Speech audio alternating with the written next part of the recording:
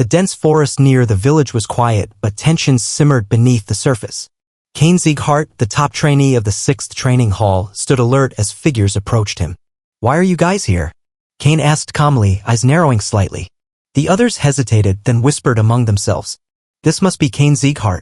I heard he joined the 6th hall late because of injuries, but he looks fine now. Seems he's a pretty advanced swordsman." A voice from the shadows confirmed it. "Looks like he's quite skilled." "Why are you here, Raon?" "We're on the same orc raid mission, aren't we?" Raon nodded. "Yeah, we received the same mission." Kane frowned. "I wasn't told about this."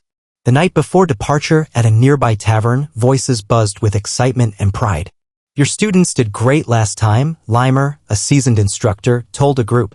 "They managed to defeat mountain bandits at such a young age." "I heard about it too, impressive." Another instructor, Manhwa, leaned in. "Should I send them on the orc raid since they did so well? They'd finish quickly and I'd get praise from the patriarch." Lima shook his head. "No, the 6th hall will handle that mission. Teamwork is crucial in monster raids. Unlike the 5th hall, which focuses on individual skill, the 6th hall is more suited for this." He paused, then added, "Everyone in the 6th hall recently passed the Hell Week training without failures, so we're taking that mission." Manhwa smirked. "Are you nervous?"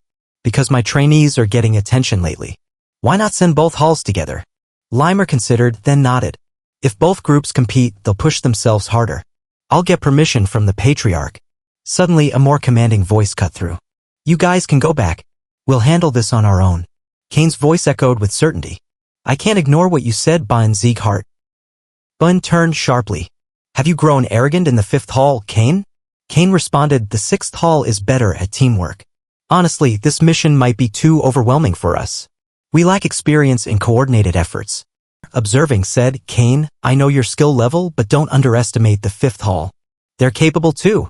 The conversation hinted at underlying tensions. Limo explained, "Experience is vital. This mission is close to real combat, but tactics and teamwork are what truly matter. Maybe Lima wanted us to learn on our own through competition." Acted on his mother's words, "Show me that you are a swordsman who protects others." It had been on his mind ever since. As night fell, the scene shifted to the battlefield preparations. The two groups faced each other, tensions rising. "Let's decide the commander with a bet," someone suggested. "We'll take down the orc leader first to create chaos, then finish the rest." "That sounds reasonable," agreed another. Suddenly, a confident voice boomed. "I'll wipe them all out myself. No need for tactics. Just sit back and watch." The battle erupted. Keen senses allowed him to visualize the chaos unfolding. Standing at the edge, he wondered silently, "Is it really okay to fight without a plan?" Raon looked worried. "Can we really win this way?" he asked. "No, I think we'll lose," he admitted. Pathetically so. Their opponent's defenses were too strong, their confidence too reckless. Back on the field, insults flew. "You guys aren't the center of the universe. Don't look down on us." The fighting intensified, but the lesson was clear. Fighting without strategy, teamwork, or understanding the enemy only leads to defeat. One soldier sneered. "So, was it as easy as you thought? Looks like you're the ones falling back now." Kane's eyes sharpened. "They're mistaken, but the world doesn't stand still while you improve." He looked at the opposing team and thought, did they look down on us because of the Orwin Kingdom? Because they thought they'd win since they did better recently? He clenched his fists, realizing that arrogance was their downfall. This is what happens when you fight blindly, without tactics, without knowing your enemy. Someone scoffed. "You were drunk on your own arrogance, wasted energy, exposed techniques. It's impressive how even trained swordsmen can fall." Another voice chimed in. "They train every day too. Just because we're doing better doesn't mean we should look down on others." A flicker of hope appeared. "Really? Then we lost?" someone asked desperately. "No, we still have a chance. I'll do anything to beat those bastards." A nod from Raon. "At least you're still willing to try." "All right then. I'll tell you how we can win." It was so refreshing to watch them struggle. Yet, beneath the surface, tension simmered. "Don't let your guard down," a voice warned. The 5th Training Hall managed to take down the North and South Alliance's affiliate organization, Snow Tiger Claw Bandits, successfully. Another voice chimed in confidently, "I'm sure they won't give up." As expected, someone else murmured, "We'll put an end to this." Suddenly, a scornful voice cut through. "What an idiot! You're gonna regret it if you talk badly about us again. Forward attack, fourth formation, shouted a commanding voice. Concentrate your aura towards the front. But chaos erupted as confusion took hold. Cook. What the hell? They're attacking the side instead? It's the preparation posture from earlier. Counter it like we practiced. Yet, the enemy was already shifting tactics. Oh, fool, someone muttered bitterly. What? He changed his movement so quickly. They've switched their fighting style entirely. What the hell happened to make their style shift so much? He was right. The enemy had changed their approach entirely. Why do you think we lost when we're stronger than them individually? Information and tactics, another guessed. Exactly, a voice confirmed. The 6th training hall already knew our personalities and skills. They planned their tactics around that. But we didn't prepare anything, thinking we'd win anyway. In the end, they had lost so pitifully fighting a battle they could have won. Then are we going to lose now? Shut up. Don't jinx it. Another snapped. I'm sorry. Even so, they knew they hadn't fully lost. Still, they had expended a lot of stamina and aura. It's true we're at a disadvantage, someone admitted, but they're not the only ones with information and tactics. Raon looked serious, eyes narrowing. Raon, do you have an idea then? He asked. Kane Sieghart, the top trainee of the 6th training hall, has a very sharp sense of sight and intuition, Raon explained. Thanks to that, he was able to notice you coming from afar and sent trainees who could counter you to fight. Damn it! Kane Sieghart. Martha's strengths are her power and endurance, but her attacks are rather simple. Bayan is fast, but his skills are straightforward. So, how can we win? Someone asked desperately. Kane sent in swordsmen who could withstand her attacks to drain her aura. Raon continued. More quick-witted swordsmen. The simple way would be to just change tactics and send in. Someone suggested. But I don't think you guys want that, Raon said, shaking his head. Yeah, I don't want that. I have to win. Sorry, but I feel the same, another admitted. Raon leaned in slightly. Then you guys need to fight differently. Differently? Someone echoed. The opponents you fought are sturdy, but they probably have more openings since they're not adept at moving their aura around. Find an opening and attack there. Bowen, you're weak against opponents who rely heavily on instincts, Raon explained. But those guys are usually weaker to deception. You need to let go of your usual fighting style and fool them. I'm sure you can do it, he added confidently. That sounds good, but haven't you been here all this time? Someone challenged. You make it sound like you've just been watching us fight. Kane has sharp senses, but it's better than that of a trainee, actually. My senses are better. They're all doing well, another noted. It doesn't look like Runan is going to lose either. Then a voice commanded. Now then. Kane Sieghart, shall we begin? Since the situation was far different from earlier, Kane had no choice but to come looking for the flag. I was wondering why we were suddenly losing, Kane said, so you ordered them to fight differently, huh? The rumors that you're not recognized by the other trainees were false then, Raon acknowledged. But this fight ends here. Raon listened intently as Kane spoke. I heard your aura is a fire type. Is Kane's aura also a fire type? Unfortunately for you, I have the highest tier of aura when it comes to fire. I also have more aura than most official swordsmen. Technically, you can't win against me. Why does everyone in this household talk so much before a fight? Let's begin. I'll show you that my fire can overpower yours. I heard he won not only against Martha but also against Orwin's prince. His aura may not be as powerful as mine, but I'm sure he's strong. However, Kane declared confidently.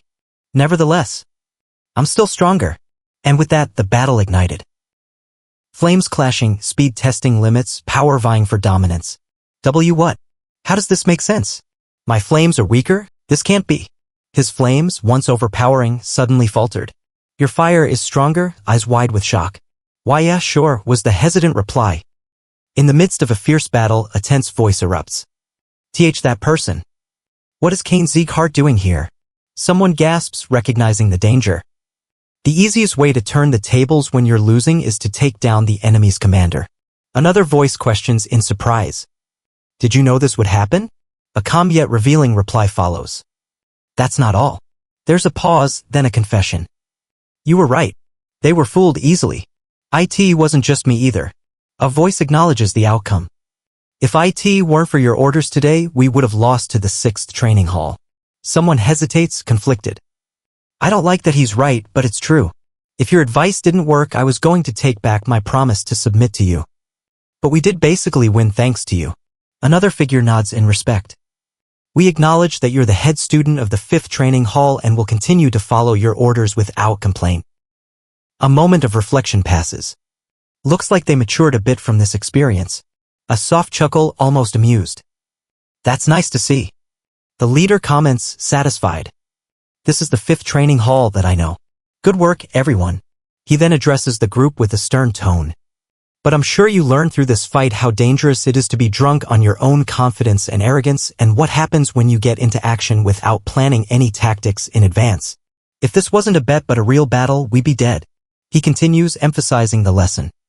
Do not forget what you learned today. It's late now, so we'll camp in this forest.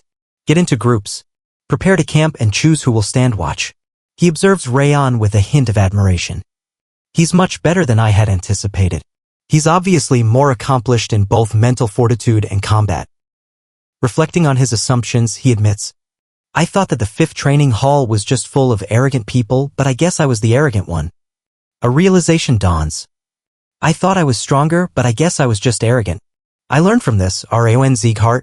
You've taught me that I shouldn't let my guard down until the end. He admits a mistake.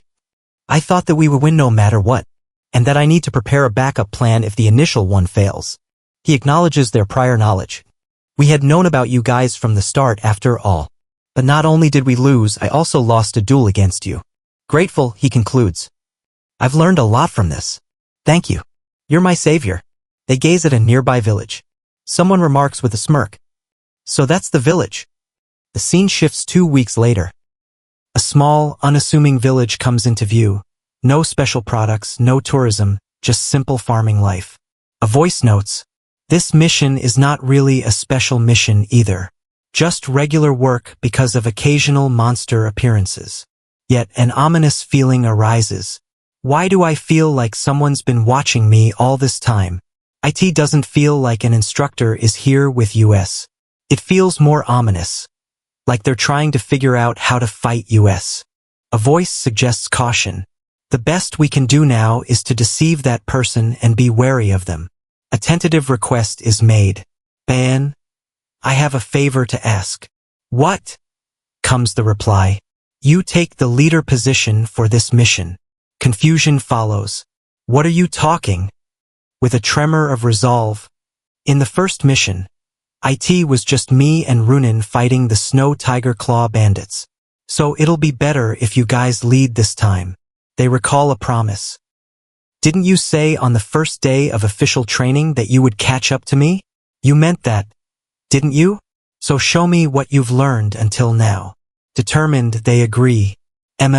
Alright. I'll show you that I've changed. I'll be the one to lead this mission then. The team responds in unity. You guys heard, right? We're following Ban's orders from now on. Understood. Martha will tell you the reason later, so just play along for now. You didn't need to tell me separately like that.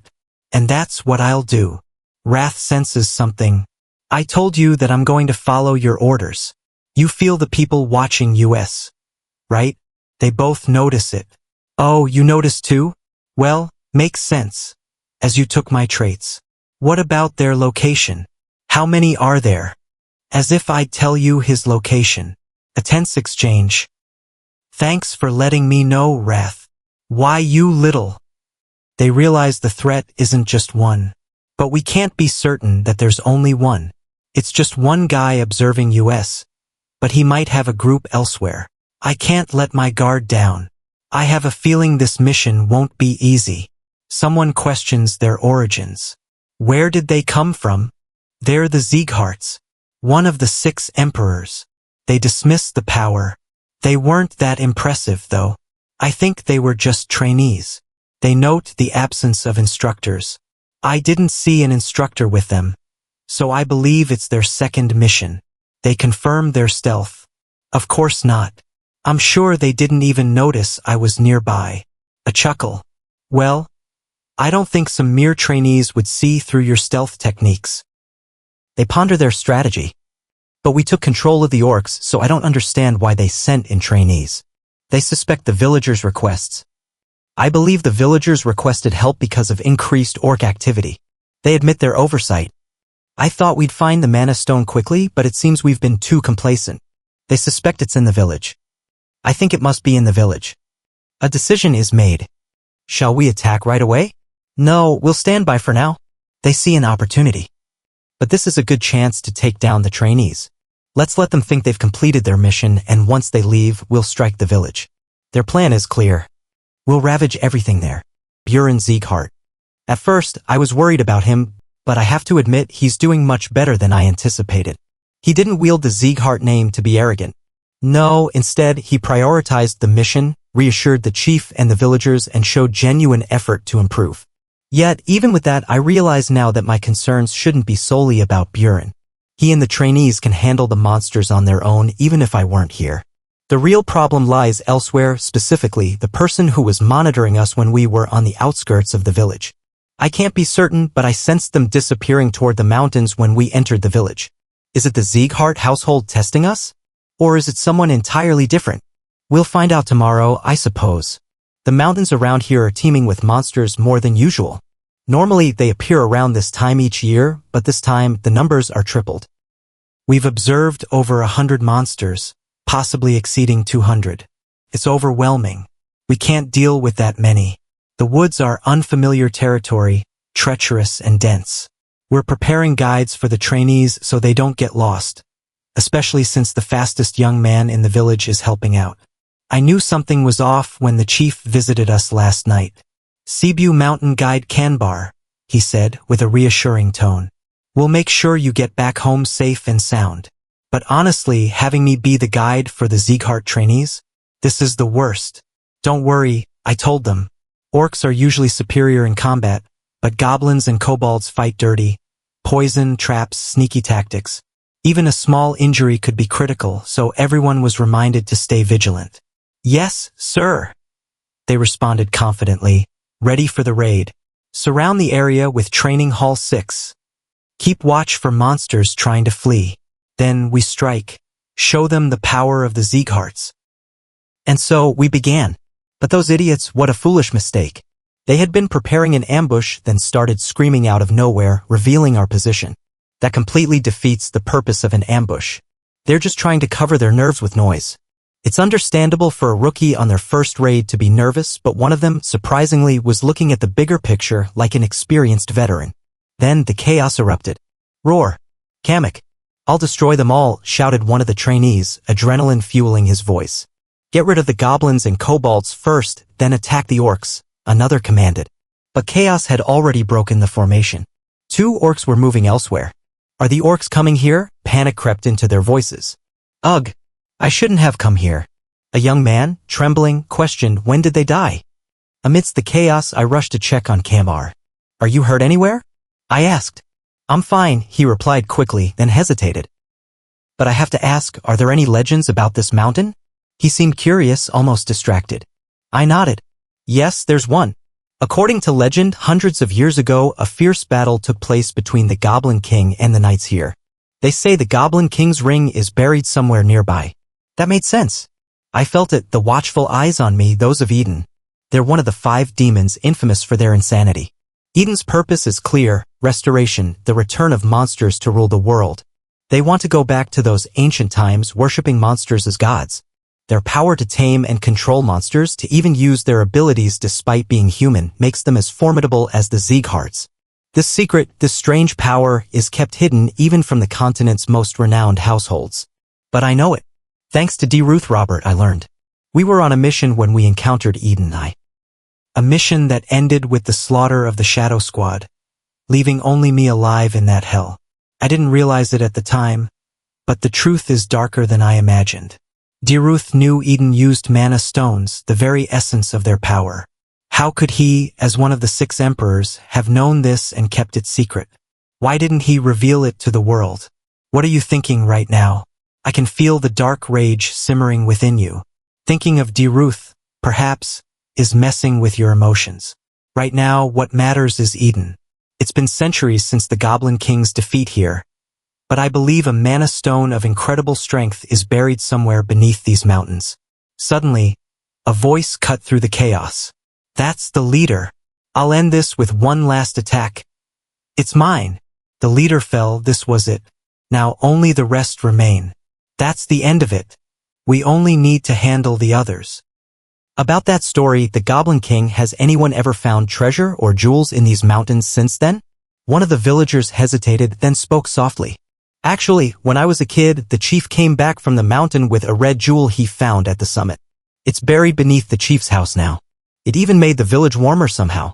The situation was worse than I had feared. If Eden doesn't find the mana stone in the mountains, they'll burn down this village. The stakes are higher than ever. Time is running out. We don't see any more orcs around. Same here, someone calls out. We're done with the raid, another confirms. Thank you all for your efforts.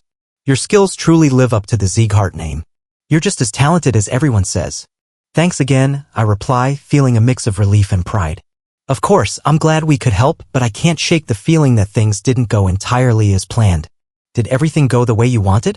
Although, honestly, I'm not entirely sure what that was supposed to be. I glance at Martha, who seems contemplative as she chews her food. I'm not sure either, but I'll tell you when the time comes. Don't worry, no matter what happens, I'll follow your orders until the mission is over, she promises with determination. Raon approaches, concern etched on his face. What are you doing here? Are you worried about something? He looks at me, noticing my silence. You don't seem like you're in a good mood. I shake my head dismissively. It's okay. The chief said he's holding a banquet tonight. Let's go. He hesitates for a moment. Eden will not step in until we leave, he adds softly. He's right, the next day at the outskirts of Sibiu village will be crucial. That was perfect. We successfully took down all the monsters on Sibiu Mountain, and remarkably, we sustained very few injuries. It was our first mission and we executed it flawlessly. I assume that's why Raon isn't insisting on leading again. Honestly, I'm not sure why he entrusted me with authority. There was no flaw in my leadership, but I hope he recognizes that my skills are just as capable as his. Let's hurry out of here. Everyone, stop. Can't we keep going? Someone protests. What is it? I ask. It's too early to set up camp. This is where our real mission begins. What do you mean, Raon? Just as I said, the mission isn't over yet. We're confused. We already killed the orcs and cleaned up after them. What more is there? But then Raon points out a critical detail. Someone was watching us until just a moment ago. He frowns. It might have been an instructor, but I felt hostility. There was something dangerous about those eyes. He continues, voice tense. I felt them even before we arrived at the village, and I saw them disappear towards Sibiu when we moved far enough away. Are you serious? I ask, stunned. From before we got here? Raon nods. Exactly. That's why I gave Buren the authority to get a better sense of the enemy. I hid my presence to observe more closely. He admits, during the bet, I sensed it too, but I couldn't tell anyone. I thought I was just imagining things. That's why I trusted him. My mind races. So that's why you made me the leader, I realize. Yes, Raon confirms. I thought that if you led, you'd take good care of the trainees. You did great too, he adds softly. I'm sure the enemy thought you were the top trainee thanks to your leadership. They didn't notice me at all. You're a true Sieghart. A wave of mixed emotions hits me. I'll recommend you as the second best trainee once we return, Raon says with a smile. Damn it. I thought I was on equal footing with him. But now I see he was just trying to uncover what I hadn't noticed. The enemies are using some means to control the monsters. Our first mission was to protect the village, but it's not over. There's still a looming threat. The enemy is from Eden, one of the 5 demons capable of controlling monsters. We're returning to Sibiu, planning to stay stealthy, avoiding detection. It would be ideal to have equipment suited for stealth, but since we don't, I check my supplies. Would this suffice for stealth gear? I ask. Raon looks surprised. When did you get all this? Always be prepared. I reply with a smirk. He nods. I brought it just in case.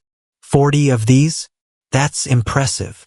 We agree to proceed with our stealth mission, following the training we've practiced. Crane, you're the fastest. Inform a nearby Sieghart branch of our situation. Raon orders. All right, everyone, obey my orders from now on. I won't tolerate disobedience. I declare firmly. Finally, everyone disperses. 5 hours later, at Eden's temporary shelter near Sibiu Mountain, we check the other side, nothing amiss. But I sense something is wrong. There really are orcs left. We'll put an end to them, this time for real. Don't spare a single one. But then, I realize, It's not some monster watching us. It's a human. We don't know their identity yet, but look at the number of orcs.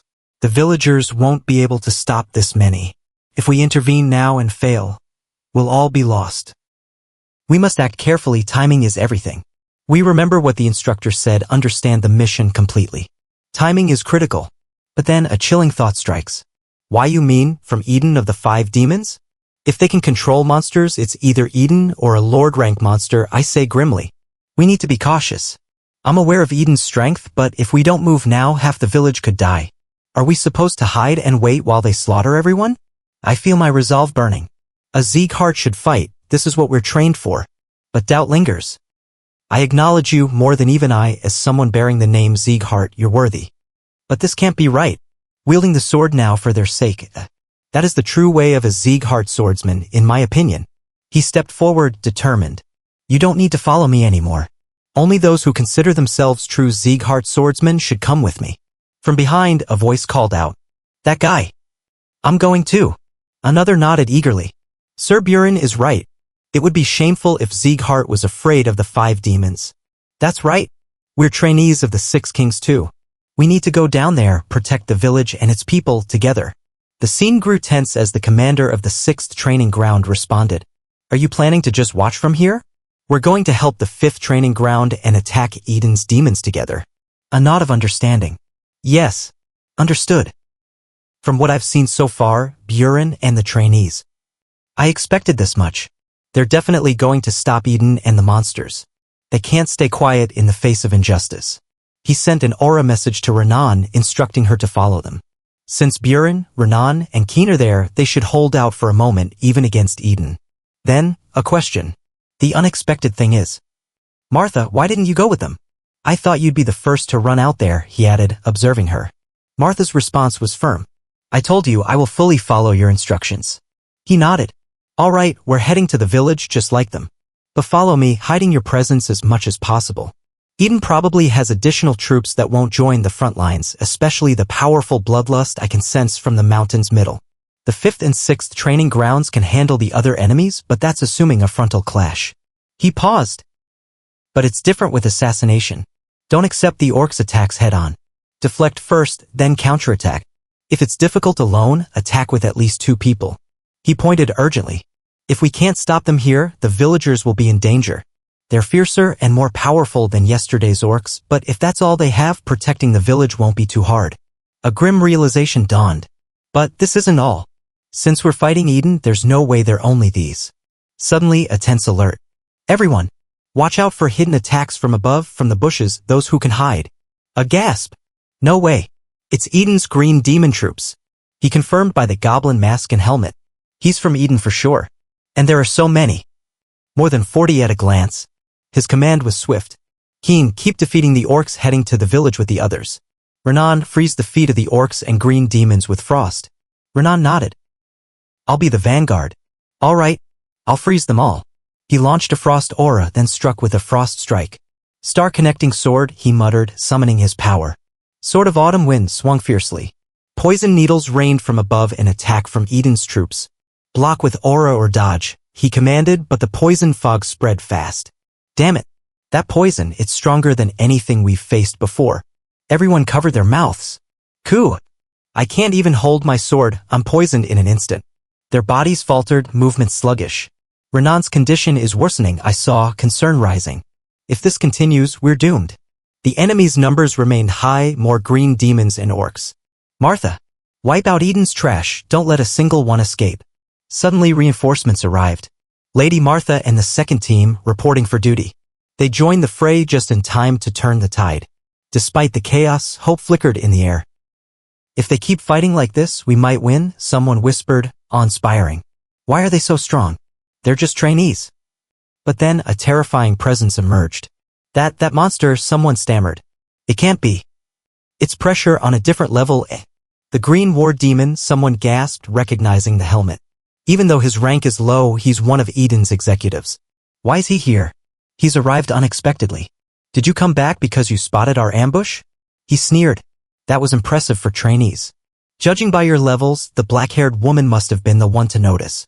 You should have left quietly, I spared your lives. The enemy's strike was swift and brutal. "You're going to die today," he said coldly. "Because you didn't know your place." He struck all three of them in a single blow. Near the wooden barricade, he fights fiercely, targeting Keen. "Where's Raon?" Panic rises. "They won't come after seeing this." He taunts. "You're the most decent among this trash," he sneers. "But even you'll fall today." He kicks the ground with lethal intent. "You're just vermin, no ability, no strength, no will. Your luck runs out today." A voice shouts defiantly. "No, you die instead." The flames of the first flame of cultivation ignite. 10,000 flames vortex. He moves with deadly precision. "Nice surprise attack, but I avoided your next strike, your arms the price you paid, you mad Ann. I wanted to finish you off with an assassination." And the battle rages on, the fate of the village hanging in the balance. A cold, mocking tone. "Although it may have been a surprise attack, you're quite skilled to have taken my arm." A promising Sieghart, the enemy sneered, eyeing his battered limb. "But that's all it is." His eyes glinted with malice. "Seeing your current state, it's clear you exhausted most of your stamina with that one strike."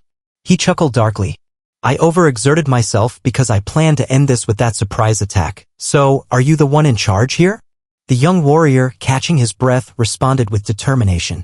"Just like he said," he muttered through gritted teeth, "I can't move properly now." The enemy's lips curled into a cruel smile. "Ha, do you think my superiors would show themselves over a puny village?" "You never know," the young fighter shot back. "You crazy bastards are never predictable." The enemy's gaze sharpened. "You're quite sharp-tongued despite your appearance. Let's see how long you can keep flapping those lips." He paused, eyes narrowing. "I'm not fully recovered yet, but that goes for him too." "You withstood that? You're better than I expected." "If I can't withstand that much, I might as well give up being a swordsman." A tense silence. The enemy's smile widened. "That's a good mindset, brat." The battle continued. The green battle phantom who had brought the group down with a single strike earlier was fighting fiercely, matching Raon on equal footing. "He's fighting him with the same continuous flow sword technique I used," a soldier observed, eyes wide with shock. "But he's not even on the same level as a recruit. That's his true power." He shook his head. "What he showed us earlier was just the tip of the iceberg. This isn't enough." He worried aloud. Will he be able to beat the green battle phantom? But Raon hasn't had time to recover his strength and aura after that surprise attack. A sense of urgency. "We have to help Raon," someone urged. "Don't you see I'm holding back too?" another retorted sharply. "You're weaker than us, so what can you do? One mistake and you'll die in a single hit." Despite the doubts, a resolve grew. "We're Sieghart swordsmen. We have responsibility. Let's fight, put everything on the line." The enemy's voice boomed with arrogance. "It's surprising that a mere recruit can last this long against me. You're talented enough I'd consider recruiting you into Eden." He studied Raon carefully. "What's your name?" Raon, panting, answered. "Raon Sieghart." The enemy's eyes widened slightly. "Wait, are you perhaps a direct descendant of Sieghart?" He examined Raon's hair and eyes. "The blood of the Northern King of Annihilation runs thick within you." His tone darkened.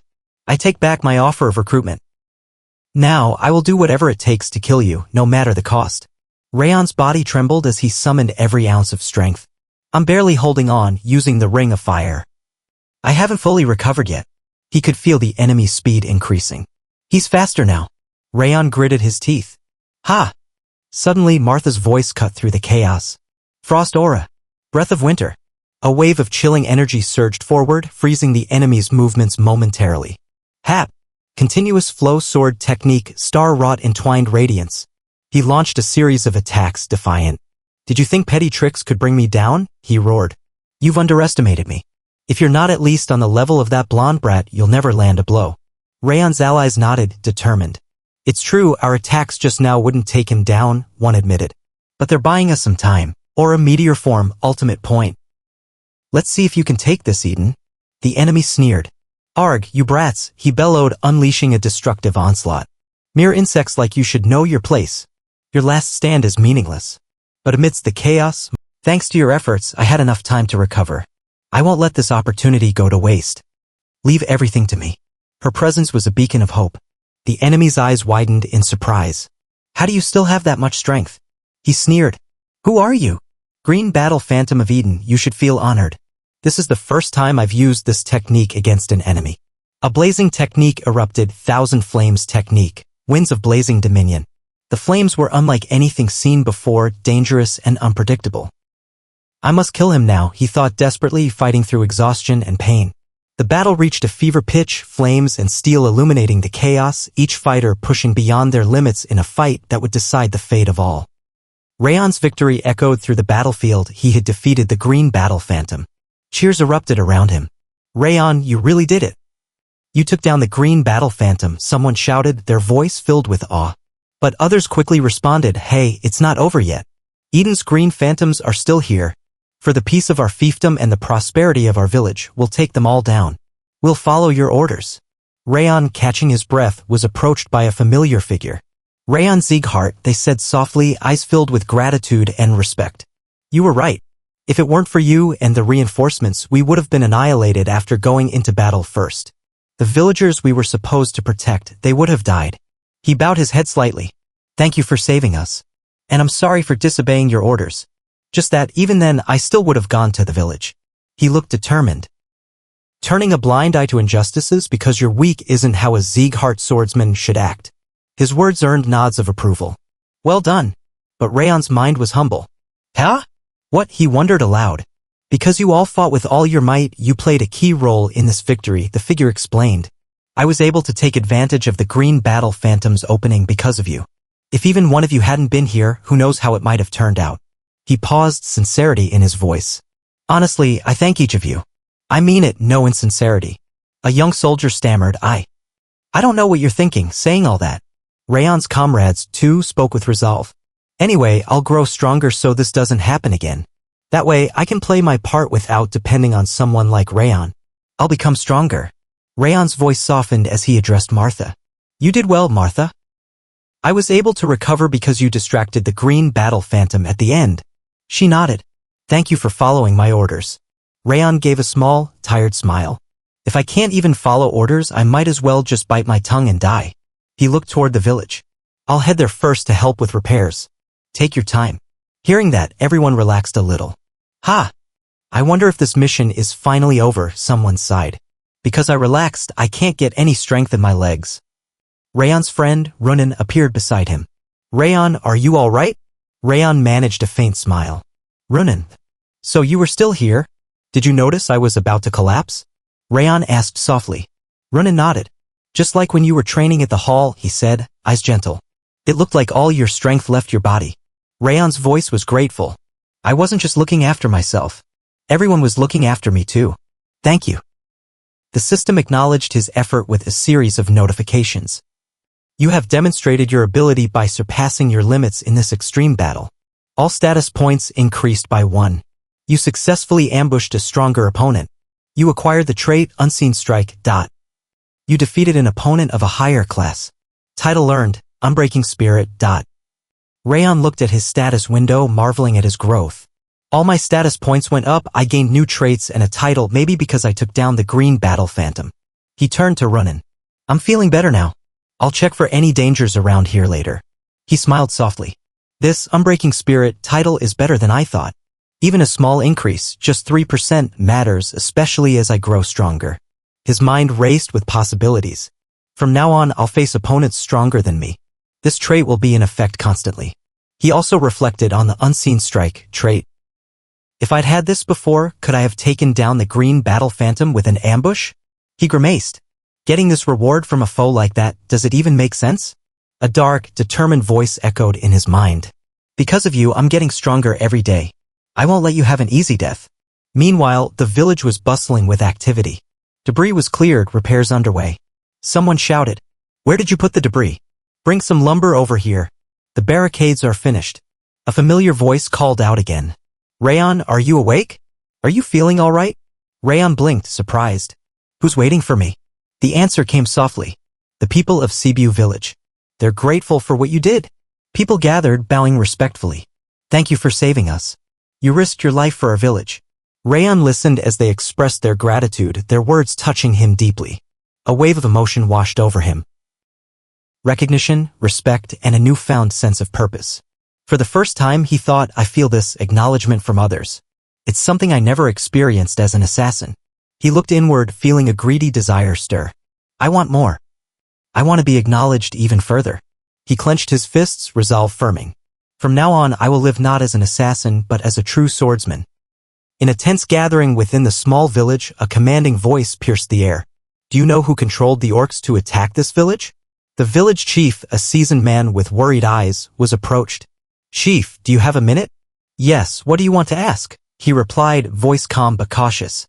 I heard from Sir Kambar during the battle, long ago you retrieved a red gem from Cebu Mountain. The chief nodded, recalling. Yes. When I was young, I discovered it in the mountains and brought it back to the village. A shadow of realization crossed the chief's face. Eden was after the gem, he whispered. If that's true, then all this chaos, this attack, may have been because of it. He looked down, troubled. I nearly brought ruin to this village. The young warrior pressed further. We managed to fend them off this time, but as long as that gem remains here, Eden will keep attacking. The chief's eyes flickered with concern. It's true. After it was planted in the ground, the land grew richer and the village became warmer. We worshipped it as our patron god. But I never imagined that this supposed blessing could call Eden upon us, he added softly. A heavy silence fell. So, what can we do? The chief shook his head. Should we dig it up and dispose of it? No. I will take it with me. The others gasped. You, our savior, will? Yes, the chief said firmly. Eden believes it to be a treasure capable of reviving the dead. Even if I dispose of it, Eden will find it. Instead, I will take it back to Zyghart. A hush of fear spread. If you do that, Eden will go after Zyghart, someone warned. That may be so. But I cannot pass this danger on to you, my people. It is the only way. He looked away, voice filled with sorrow.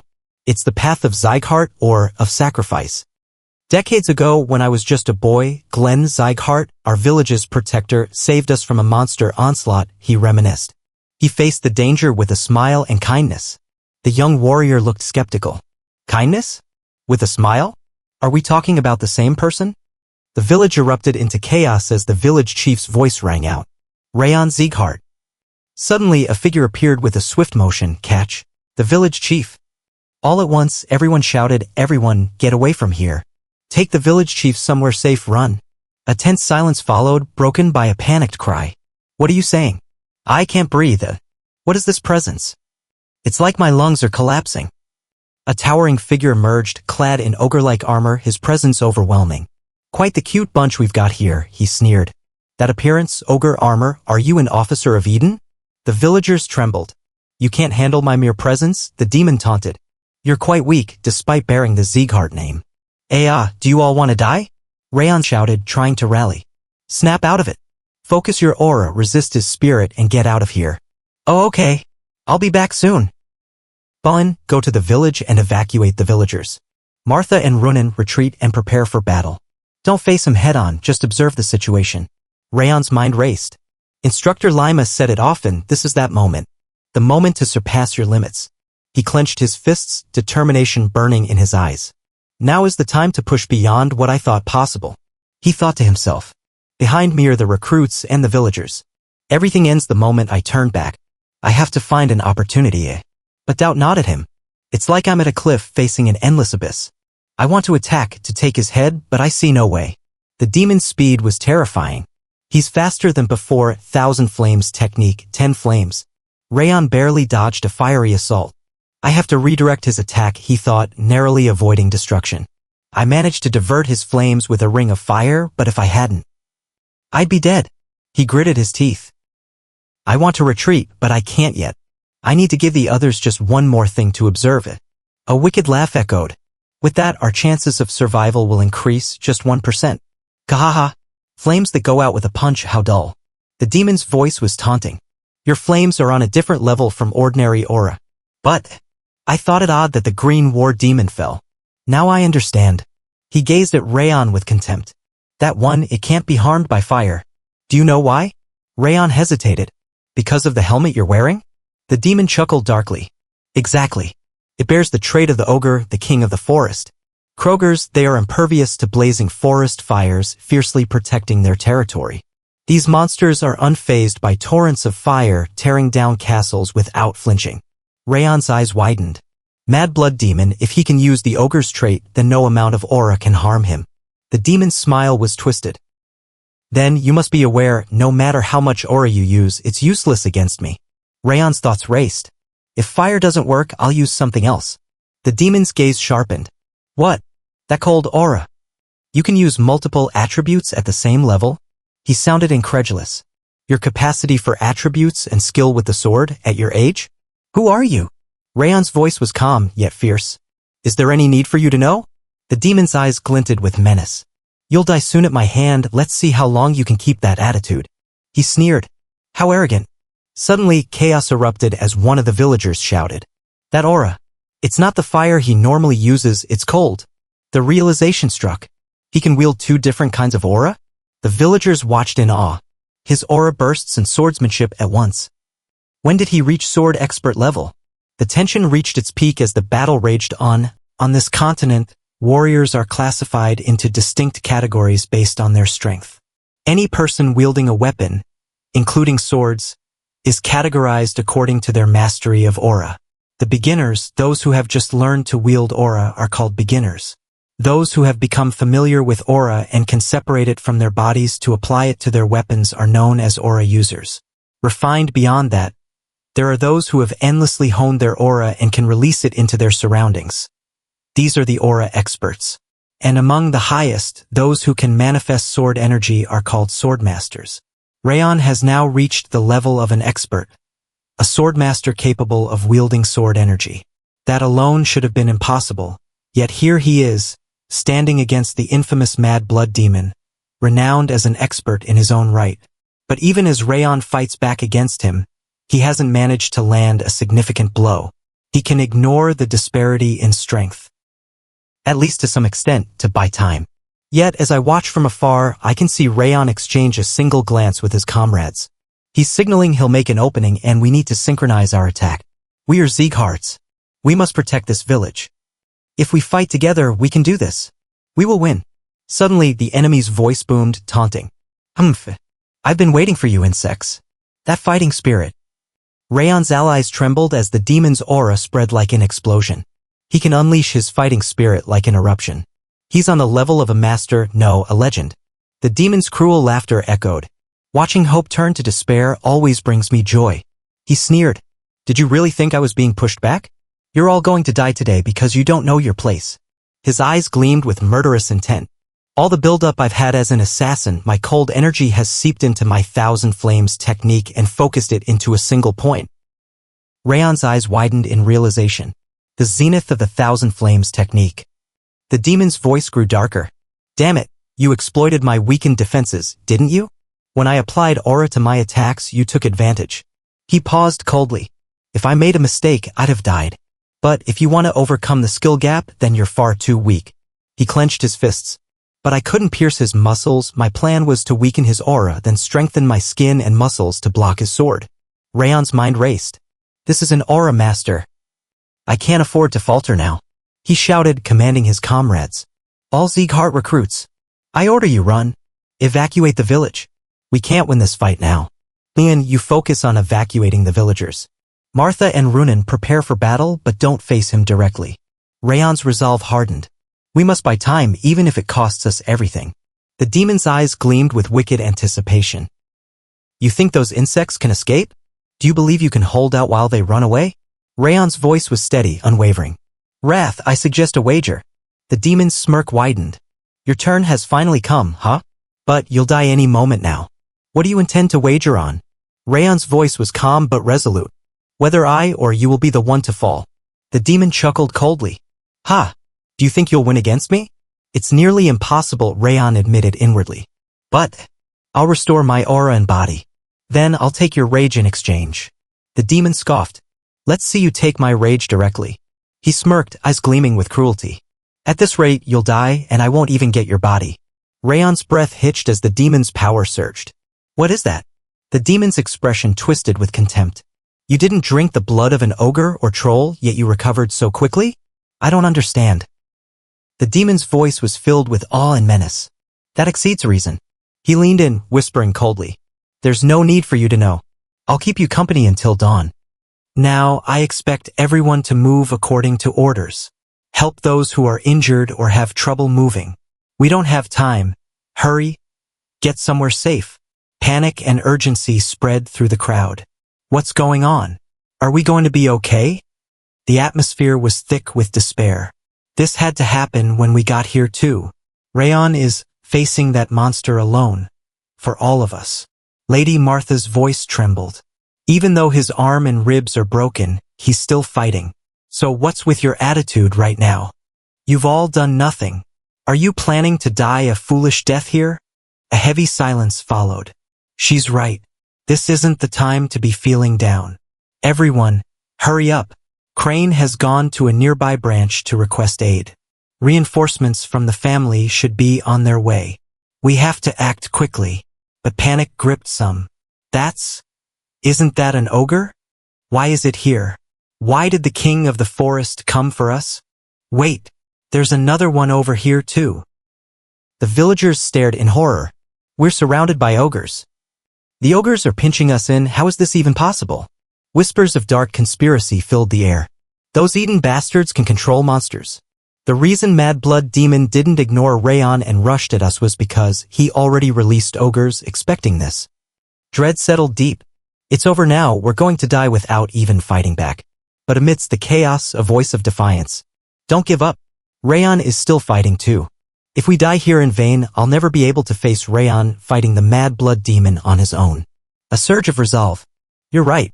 We have to evacuate everyone, hurry and help Raon. That's right, we can't afford to die here. That's the least we can do for Raon fighting alone for us. Suddenly, a figure, battered and bleeding, pushed forward, grimacing. This wind. It's relentless. He clutched his broken arm. If I cut off my left arm, I might be able to fight a little longer, but why am I doing this? Pain tore through him. Every inch of my body screams, yet I keep fighting.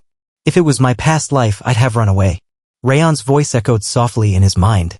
Raon, I'd like you to become a proud warrior, a Sieghart swordsman of old. Memories of comrades and words spoken long ago fueled his resolve. Sylvia's words. Runan's kindness, though he started badly, he's chasing a respectable goal. Martha, rough yet determined, someone I can rely on. His determination hardened. I want to save them, those who are slowly becoming Sieghart swordsmen. He gritted his teeth. Did I buy enough time? While I withstand his rage, others escape. Raon's smirk was fierce. So, you noticed Raon Sieghart. You're cheeky. The Mad Blood Demon's voice dripped with contempt. There's a limit to how much you can look down on me. Do you truly believe you can regain control of your body while I kill your comrades and chase after your allies? Raon's resolve did not waver. And how will you do that? When you're struggling just to stay on your feet? The demon sneered. You failed the moment you took in my rage. You might withstand possession, but the moment you hand me your body, you'll never regain it. A sinister smile. You've finally reached your limit. I'll save you for last and kill your comrades first. Imagine the look on your face as I tear their heads off right in front of you. Raon's voice was steady, unwavering. My name is Raon Sieghart. I am a descendant of Glenn Sieghart, the Northern King of Annihilation, and I will one day become the strongest swordsman on the continent. He clenched his fists. Until my heart stops beating, I won't let you leave this place, Mad Demon of Eden. The demon's eyes flickered with respect. Such spirit, for your age. You're incredible. I'll remember your name, Raon Sieghart. Suddenly, the demon's expression darkened. I don't have the strength to dodge this attack. And with a casual tone, he added, You're late. Sorry, I overslept a bit. Long time no see, Baldy. The voice echoed cold and sharp, carrying a mix of familiarity and disdain. What are you doing here? A towering figure, clad in battle-worn armor, stepped forward, the brilliant sword of Sieghart. I couldn't stand idly by while saplings were crushed beneath trash like you. The opponent sneered. Who would have thought that someone on your level would be sent as an inspector for a trainee's duty? Limer's voice was taunting. The Siegharts have softened. You can barely deflect a punch like this. Your balance is gone. Were the rumors true? Has your energy core collapsed, leaving you crippled? Those rumors are false. You should swap out your source. He pointed accusingly. Whether in the past or now, you're slow to get information. How long has it been since I stepped down from the front lines for rumors like that to spread? His opponent's sword wavered slightly. Your lies are obvious. Your swordsmanship used to be filled with horrifying killing intent. Now your sword's like a light breeze. He stepped forward, eyes blazing. You'll never be able to cut me like that. The master swordsman, Instructor Limer, moved with nimble grace, like a leaf floating in the wind. He's so swift, his attacks are perfect, giving me goosebumps. If only he'd used his strength, this fight would have been decided already. A flicker of suspicion crossed his mind. Wait, could it be? Why is he dragging this out as if to make me watch? Is he doing this to teach me something about his swordsmanship? He's insane. Despite acting so arrogant, he can't even take me down when I'm weakened. Limer's voice lowered in frustration. Stop fooling around, brilliant sword. Fight me properly, show me what you've got. His own limits neared. I'm reaching my limit handling him lightly. The teaching material has gone berserk, it's time to finish this. He gestured with a commanding tone. Watch closely, Raon. At this rate, you'll have that helmet stolen from you. He announced proudly. This is how a Sieghart fights. You will learn it. A storm of energy erupted the sword field. Eye of the storm. A swirling vortex of wind and aura spun around him, centered on his spirit and mastery. Is this a storm that rages with its user at the core? The wind tore through everything in its vicinity. I'll crush you, brilliant sword of Sieghart. His attack aimed head-on, relentless. The only way forward is to crush it. He's have the force of our bodies and aura, storing all the wind within that calm area. This is the true essence of a sword field. But his curiosity grew. How is it that he, who isn't a direct descendant of Sieghart, can create a sword field? He explained with a hint of pride. Elves aren't just good at magic, they borrow nature's strength. It's not a true sword field, but something similar I created by harmonizing with nature. He smiled softly. Even an old, sick tiger remains a tiger. If I regret anything, it's not killing that young wolf. He looked at Raon with a mixture of respect and resolve. We can't offer our young king to the likes of you, but we have talents that match your strength. He continued, voice calm but firm. Today is my loss, brilliant sword of Sieghart. But what you've shown me, what you've learned about the sword field, is something you must carry forward. He explained the concept. Unlike mages, who spread fields with mana, a sword field is born from your spiritual growth, aura, and experience. Your achievements, your future. He looked at Raon with pride. As a direct descendant, you will be able to master it someday. Until then, carve countless experiences into yourself. He turned to his allies. You were watching too, right? Suddenly, familiar voices called out. Raon!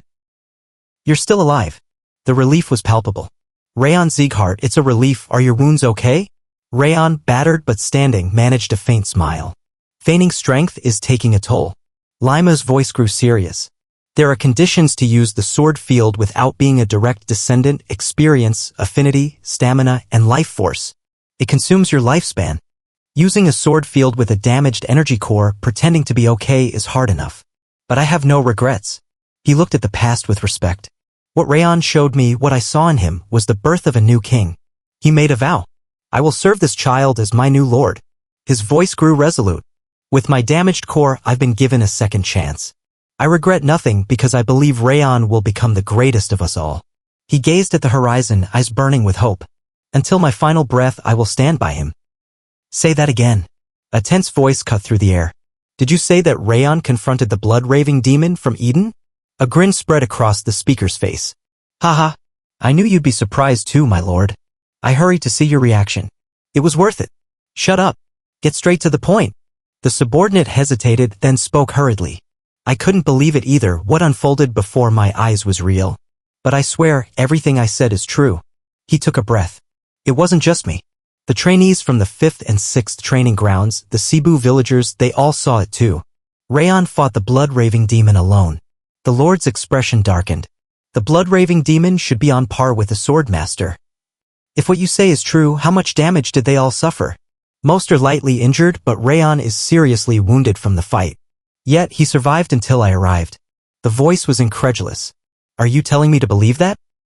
It sounds nonsensical. I know, but once you see Raon as a sword expert, you'll understand. He even survived against the blood-raving demon, whose prowess matches a master's. He chuckled grimly. We used the Elven sap on him, and it didn't feel wrong at all. The Lord's eyes widened in surprise. Elven sap? The sap of the second world tree, priceless treasure. Exactly, but what he's done deserves it. He nodded, pondering. It sounds like you're giving him preferential treatment, trying to help him and others grow. He issued orders.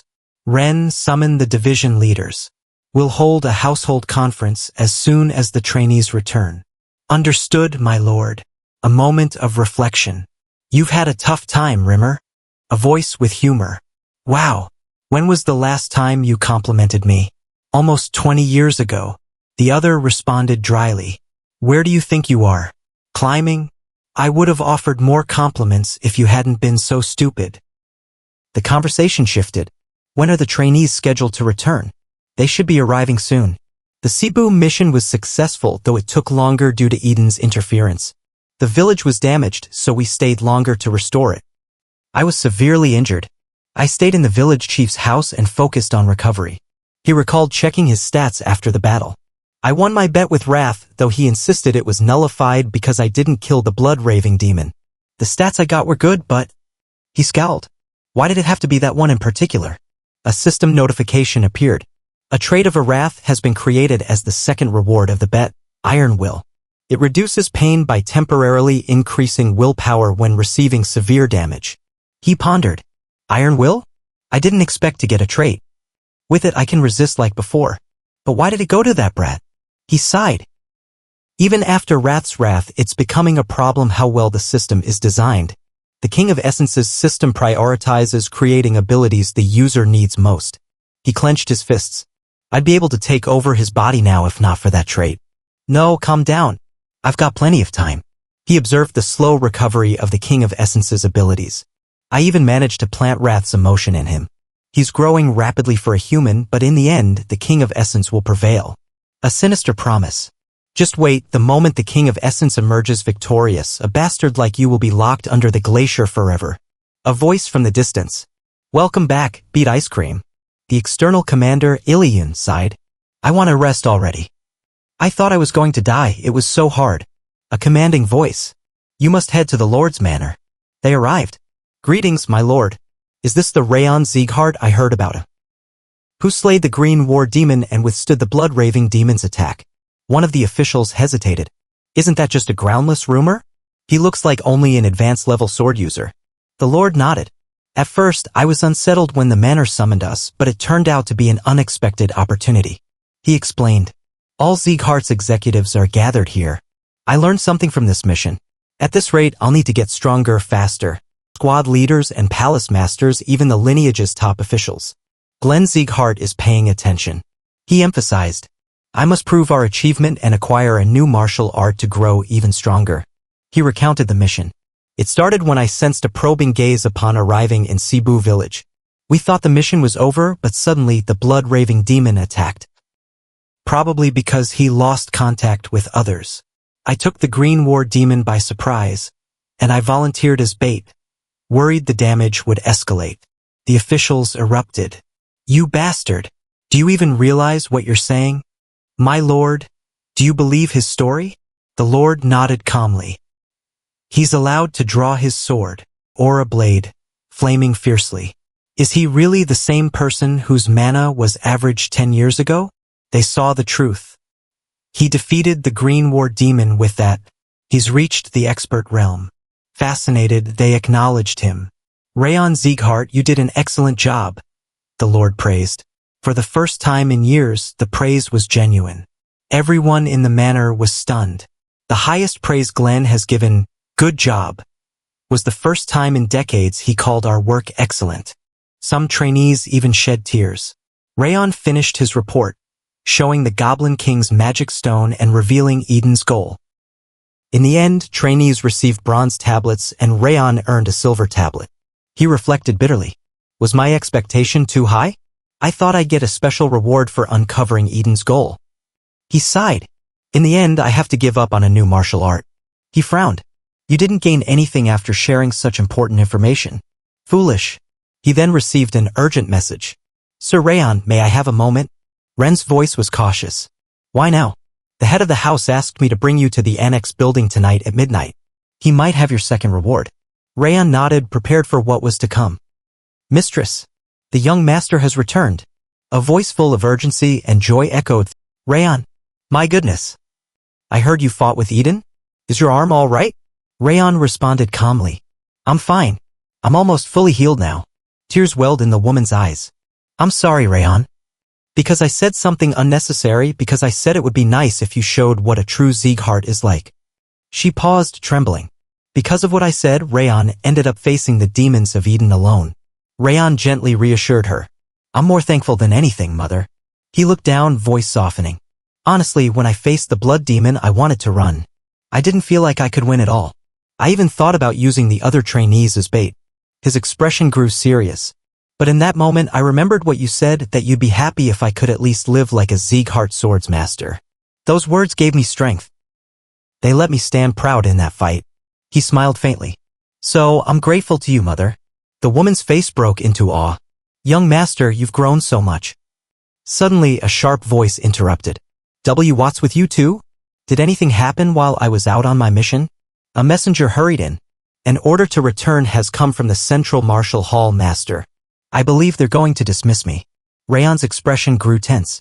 It's probably punishment for not acquiring the information I reached, being a sword expert and partly spurred by what happened in the audience chamber. He clenched his fists. I can't just abandon Judiel, my double spy, whom I've just barely saved. He quickly devised a plan. Judiel, if you want to live, do exactly as I say. Do not return. Instead, send a letter claiming you've become a lady-in-waiting to Raon Sieghart. Say that my mother, concerned about my health, chose you.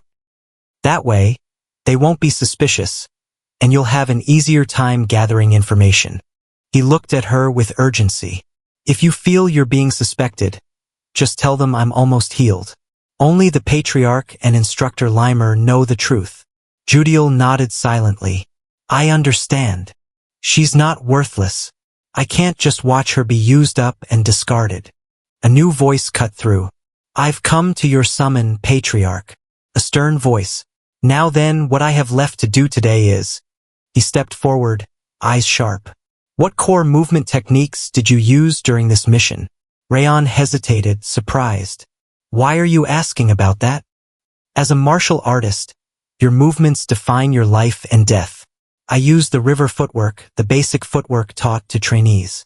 Raon responded. The river footwork? It's a worthwhile technique, but it's too simplistic against stronger opponents. Very well. I've decided your reward for uncovering Eden's motive. I will teach you a more suitable footwork technique, directly. Raon's eyes widened. No way. Glenn is going to teach me directly? Watch closely, this chance only comes once. Because it's the footwork of the strongest martial artist on the continent. Raon's heart raced. This is... He watched as Glenn began to demonstrate. Slow yet fast. Stiff yet smooth. It's nowhere on the continent. The technique was called the Supreme Harmony Steps. He observed the near perfection of the movements. This is the most perfect footwork I've ever seen. Glenn explained. The Supreme Harmony Steps are founded on the first step, true heaven. Raon listened intently. Did you see it? He nodded. I apologize. I couldn't fully see it. My skill isn't enough. Glenn smiled softly. That's enough. Our business here is done. Whether you learn it or not is up to you. Raon bowed gratefully. Thank you very much. He excused himself, determined to master the technique. But Sylvia's nagging soon interrupted. Raon, you promised to rest until you're fully healed. He groaned. My own mother is scarier than the demon overlord. Despite her warnings, he couldn't resist. Just try and catch me again. He slipped away, eager to train, even as Sylvia's voice echoed behind him. Suddenly, a messenger burst in. Young master, Raiden Sieghart has arrived. The trainees whispered excitedly. Raiden? The son of Baldur Sieghart, the fourth son of Glenn. Questions arose. Why is he here? There's no reason for him to enter the annex. But then chaos erupted. He started using violence against the mistress and maids the moment he arrived. You left the garden messy when a guest was coming. Now what? A tense silence. We never received any letter about his visit. The tension thickened. Did you just say you never got the letter announcing my visit? A commanding voice rang out. Are you claiming I'm lying right now? A subordinate hurried to clarify. That's not what I meant. Please wait, we'll clean up quickly. But the master's voice grew impatient. I don't like it. The entire house should be focused on me. I recently destroyed a branch of the white blood religion, yet no one's talking about it. He scoffed. Everyone's focused on that boy, Raon. How dare a mere collateral make my achievements look pale? He demanded. How long are you going to keep me waiting? Suddenly, a figure stepped forward. Ah! Young Master Raon, you're too far even for the part of the direct line. A voice full of disdain. Who do you think you're shouting at? Raon's voice was defiant. Hey, I'm part of the direct line of this household, your master. Even if I kill you right now, I'll only need 2 days to stay in my room. He sneered. But you dare to shout at me? The hall erupted in chaos. No, stop. Lady Sylvia. Watch out. A rush to protect her. Raon's expression hardened as he reached for his weapon, a terrifying presence. Could it be? Are you Raon? A strange calm. Perfect timing. I wanted to see you anyway. He looked at the object in Raon's hand. What's that? Don't tell me you're planning to swing that scary thing at me. I'm part of the direct line. Quietly sheath it before you make things worse. Raon's voice was full of pride. I am Raon Sieghart, the son of Baldur Sieghart, the true martial palace master. Raon's face twisted with anger. Why, you crazy bastard? The tension intensified. Do you even realize who you're attacking? Raon's calm reply. I do. A robber who intruded onto my domain. What kind of nonsense is that? I am the legitimate master of this household. A flash of violence. No, you're wrong. You'll pay. A cry of outrage. You're not like our master, and this isn't your home. This is my home, my family's home. Stand back, Sir Raon Sieghart. The room grew tense. That outfit? Are you from the Heavenly Blade Division? An official from the division responded. He's a swordsman working directly under the head of house. Why's he even here? The atmosphere turned hostile. Kill that crazy motherfucker right now. Someone from the Heavenly Blade Division. But others responded calmly. We only obey the head of house's orders. You should step back, young Master Raon. Raon's anger boiled over. What? You're just a guard dog. How dare you? The tension threatened to explode. Let's withdraw for now, a voice advised. The issue might escalate if we antagonize a swordsman from the Heavenly Blade Division. Raon's voice was full of spite. Just you wait, Raon Sieghart. I'll never forget what happened today. The sin of pointing your sword at someone from the direct line will be paid with humiliation and pain, worse than death. Raon lowered his gaze, remorseful. I'm sorry, ma'am. I acted on impulse despite my age. It's all my fault. The lady responded kindly. No, you gave me courage by stepping up. Don't worry about this incident. I'll resolve it. Raon nodded. I heard there was trouble yesterday. I'll handle it. Just believe in me. He stepped forward, determination in his eyes. I heard there was trouble yesterday. He explained that he had sent a letter beforehand, hoping to talk, but was met with cold treatment, and before he could even speak, he was attacked. From what I see, he's more talented at acting than wielding a sword. That's not what Juyel told me about him. My lord, his entire testimony is a lie, especially the part where he says he was going easy on me. I still remember his furious face when he yelled at us. Raon's fury exploded. Coup! You bastard! Amid the chaos, the elders decided they needed witnesses. Since your statements differ, we'll need someone who saw everything, they decreed. Raquel stepped forward, authoritative and composed. Greetings, my lord. I am Raquel from the Heavenly Blade Division. I saw everything. Young Master Raon claims he sent a letter, but the annex never received it. Lady Sylvia was tending the garden with her maids as usual when Sir Raon arrived. The testimony surprised everyone. This is unexpected, someone murmured. I thought he'd take Raon's side, being from the direct line, but he's simply telling the truth. Raon's face darkened further. Did you dare to lie in my presence? He demanded. But my lord, the witness stammered. The important part is that a collateral attacked someone from the direct line. This could threaten our hierarchy. The elders debated the severity. While both sides are at fault, they acknowledged. This is serious. A simple punishment won't do. If we spare him, it could cause problems in the future. Standing firm, I accept any punishment, but I must do something first. He looked directly at Raon. From the start, both of you crossed a line. Raon humiliated my mother and used violence against our maids. He has yet to pay for that. The elders grew impatient. You're too loud, they warned. Do you not know your place? The pressure on Raon intensified. One elder proposed. Since this is a house of swordsmen, perhaps a duel would settle this. The idea was met with tentative agreement. A sword duel? Someone asked. All right, the elders said. It will be held in the great training ground in a week. I see. So, there will be a sword duel in the end. A commanding voice echoed with certainty. That's right, father. Raden's boastful tone. He arrogantly requested a sword duel in front of grandfather. The stakes were laid out. If I win, we'll break his energy center. If I lose, my butler and I will apologize to everyone in the annex building. A confident smirk.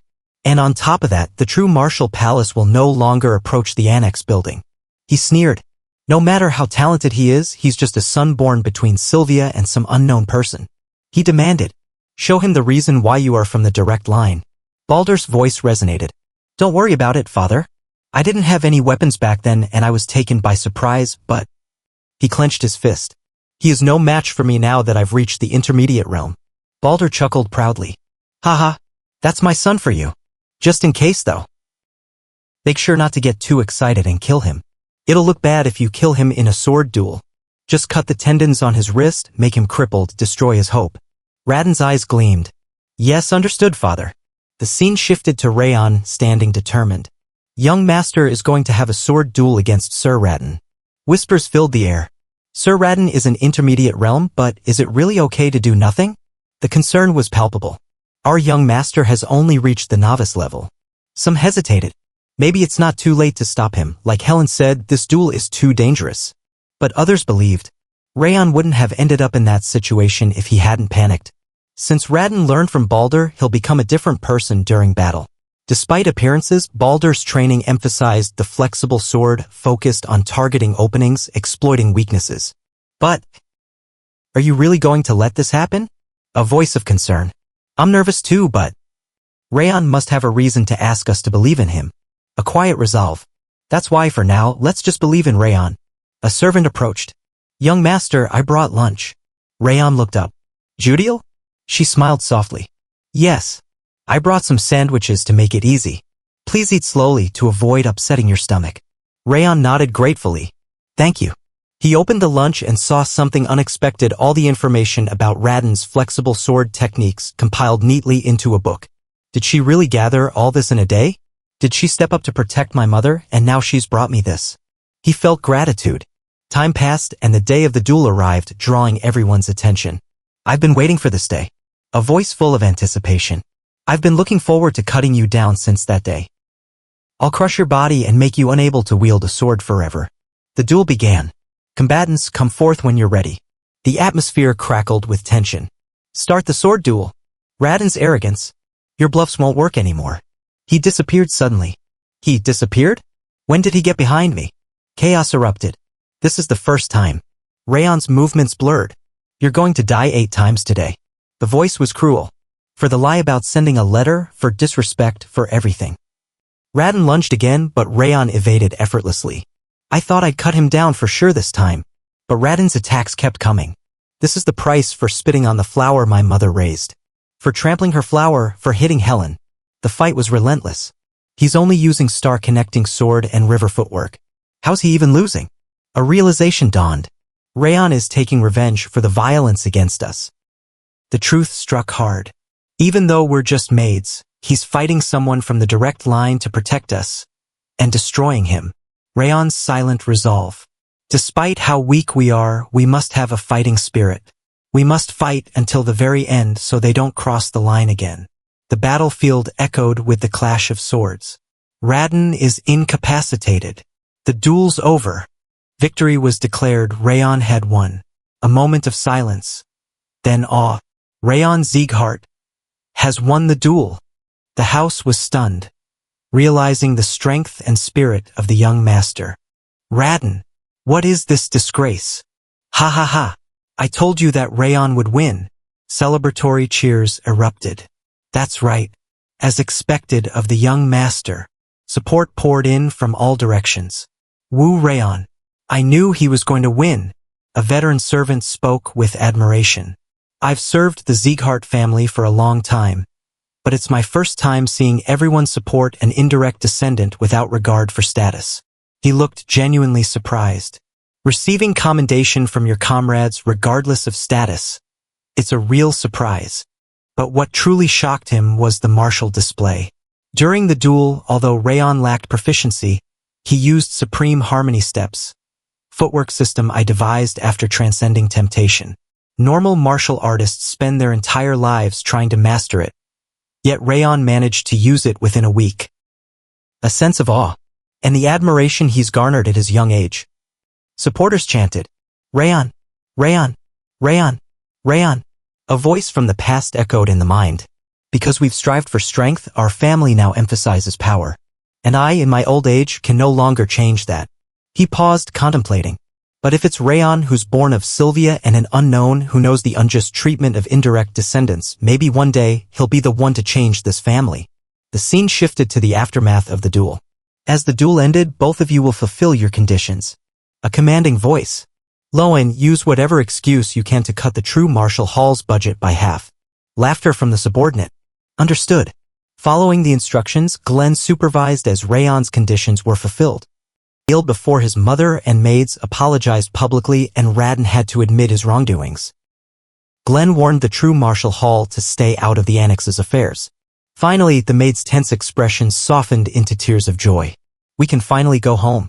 A sigh of relief. When did you get so strong? A voice of awe. I'll explain, so stop asking. Raon tried to downplay it. He looks like a normal child, but the aura around him is different. Someone recalled. Before, I heard Raon survived the Mad Blood demon. I think he truly has incredible strength. Another added. The footwork and swordsmanship he displayed were near perfect. He's surpassed simple talent. They discussed his potential. He'd be a great addition to our unit after graduation, maybe even join the Black Tiger unit. But others warned. Don't even think about it. Don't get excited for no reason. The conversation shifted to the upcoming graduation. Once the 5th Training Hall's trainees graduate, they'll choose their affiliations. Raon stands out the most. They consider the other talented students, Martha, Bowen, and Runan, all formidable. The next selection ceremony will be spectacular. Raon's strategic planning was revealed. Did you plan the duel from the start? Raon admitted. To a certain extent. I was sure I'd win. Someone called him frightening. You're truly a frightening individual. Raon's humility. Although you're kinder than that. He thought back to her kindness. I'm thankful for how you saved me from Lord Kurun that day. I'll take my leave now. Rest well. Judiel's sincere expression caught his attention. Her reaction just now wasn't forced. She genuinely cares. He contemplated revealing the truth about the rage worm. The scene shifted to a tense meeting. Just where did you get those jewels? A sharp voice. I made a bet with the true martial hall master. This is all thanks to Raon. A proud declaration. I even obtained a large amount of medicine to share with the 5th Training Hall. The Patriarch's frustration. You used my son's money to do that? He demanded. I didn't come here to brag about stones. What do you want? The visitor got straight to the point. I want to propose a change to the graduation exam. A shocked reaction. Change the exam? I left training entirely up to you. They explained their reasoning. The current exam requires acknowledgement by an instructor or a duel. But these children have already faced real combat, killed in battle. They suggested a new trial, survival outside without support, to truly test their strength. The Patriarch hesitated. That's a big change. He recalled. Since that day, your energy core was broken and you withdrew from the front lines. But now he was visibly excited by the trainees. I've found I'm talented at training these kids. He even hinted at future kings. Raon, Bowen, Martha, Runanu. They might be the next rulers. He ordered. File the report in a week. If not, this conversation is void. The reply came promptly. I've already prepared it. Why isn't he here after telling everyone to gather? A voice filled with impatience echoed across the room. It happens every time. Instructor Rimmer never arrives on time. A skeptical remark. Maybe he played to his heart's content in a gambling house or a pub again yesterday, and only returned home at daybreak. Someone scoffed. Lib, my bad. I'm a little late because I dropped by the orphanage on my way here. A voice of annoyance. If you're going to lie, at least make it believable. It's not a lie. I'm telling the truth. The room fell silent for a moment. Anyway, I have an important announcement today. The instructor's tone grew serious. I've thought long and hard, and I made my decision the moment I saw you all today.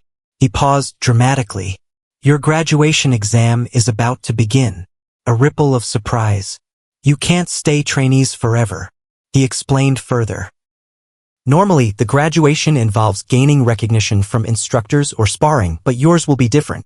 Confusion spread. What? What do you mean? He clarified. You've already gained plenty of experience fighting Owen, battling with the South-North Union, surviving Eden's attack.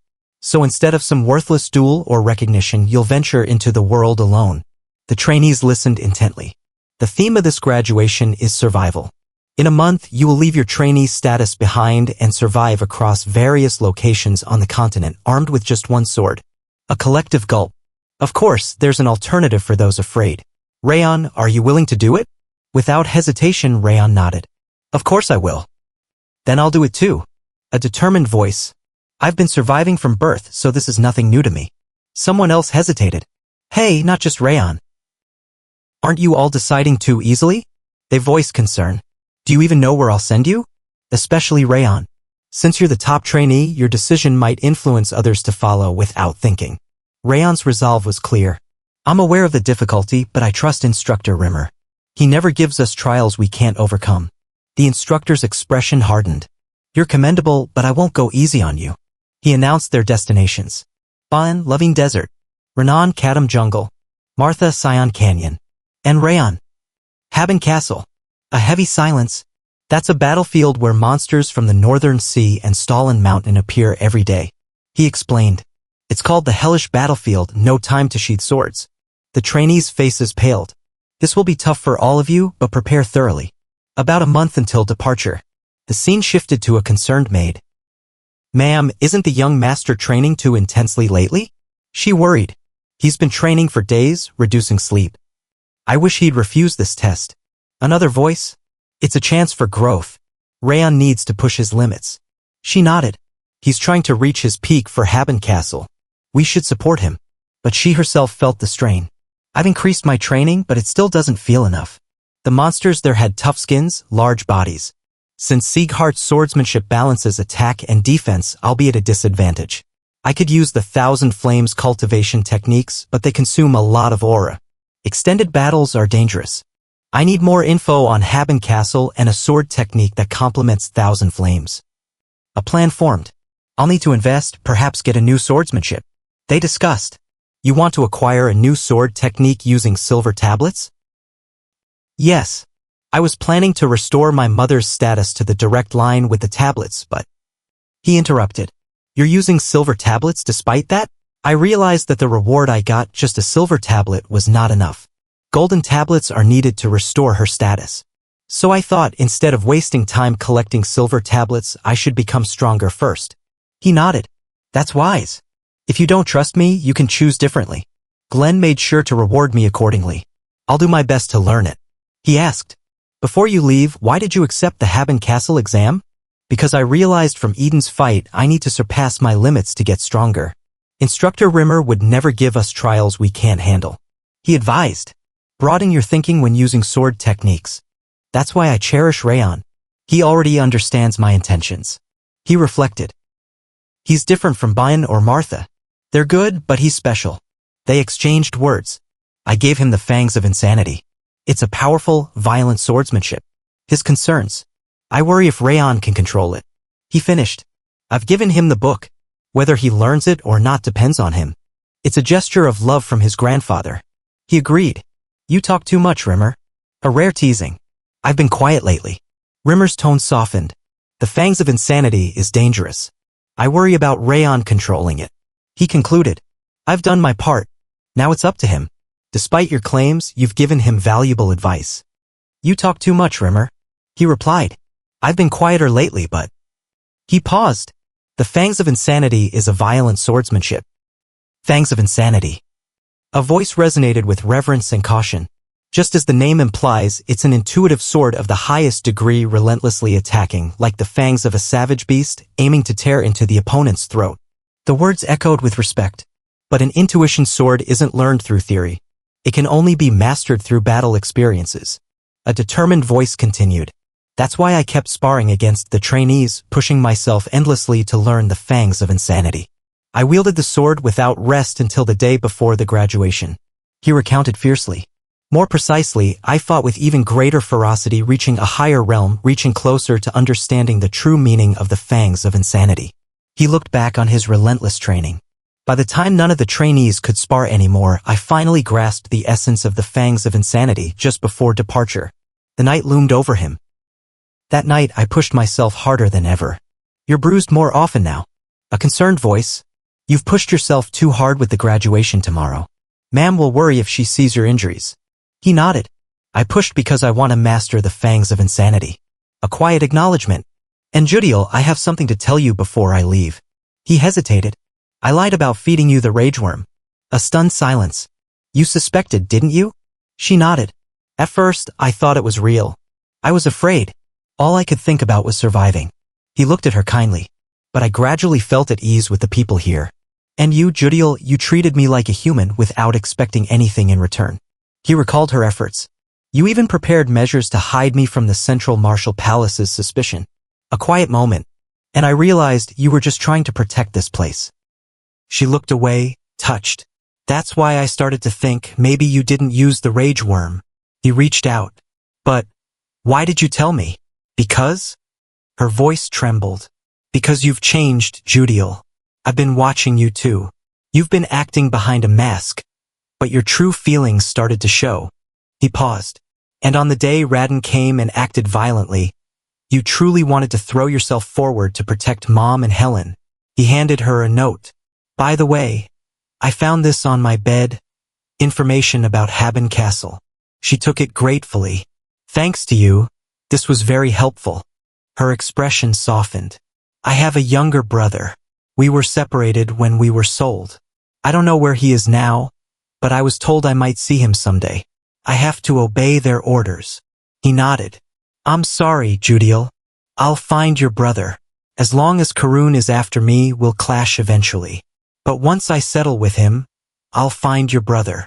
Her eyes filled with resolve. Thank you. Please, tell me anything you need. He smiled. I'll leave the annex to you while I'm gone, Judiel. Yes, leave it to me. He took a deep breath, addressing everyone. Now, it's time for the top trainee to say something. A voice full of resolve. There's a saying, warriors who survive their first battle don't die easily. All you need to do is survive on your own for a year and return. He spoke with conviction. If you overcome this trial, you can rise even higher. He reflected on his journey. He always asks us for these impossible tasks, even though they seem beyond us. But we've already faced death in our first fight. Every one of us survived. Call to action. Get stronger. Return worthy of the 5th training ground's name. Win and survive. His voice rang out with conviction. I knew from the start, you're not an ordinary person. He cheered them on. Let's go. But beneath the cheers, a deeper recognition. Your skills aren't the only thing that's extraordinary. He praised their mindset. Calmness beyond your age. A broad heart that influences others. A mindset that works harder than anyone else, refusing to be satisfied with talent alone. He continued. During our last sparring, you mastered the fangs of insanity. You surprised me again. He expressed his pride. I fought you because you beat all the other trainees, but now you've injured your instructor instead of being grateful. He looked at Raon with respect. Come back alive, Raon. I'll be filled with resentment if I don't witness the birth of the new king. He ordered. Everyone, salute the head instructor. Thank you for everything so far. They responded with respect. Grow stronger. Return victorious. I'll become stronger during this year, just like everyone else. And if you die, I'll find you and beat you up. A promise. So, get stronger too. Don't disappoint me. He smiled. Don't die over there. He handed Raon a gift. Take this, beet ice cream. Raon accepted it gratefully. Thank you. He prepared to leave. I'm leaving too. Have a good journey, Raon. And Dorian spoke. Why'd I have to go to Haben Castle with him? He hesitated. We have somewhere to visit first. Where? Kamelun, the merchant city. Let's get some good equipment before the fight. The scene closed with their determined departure, ready to face the challenges ahead.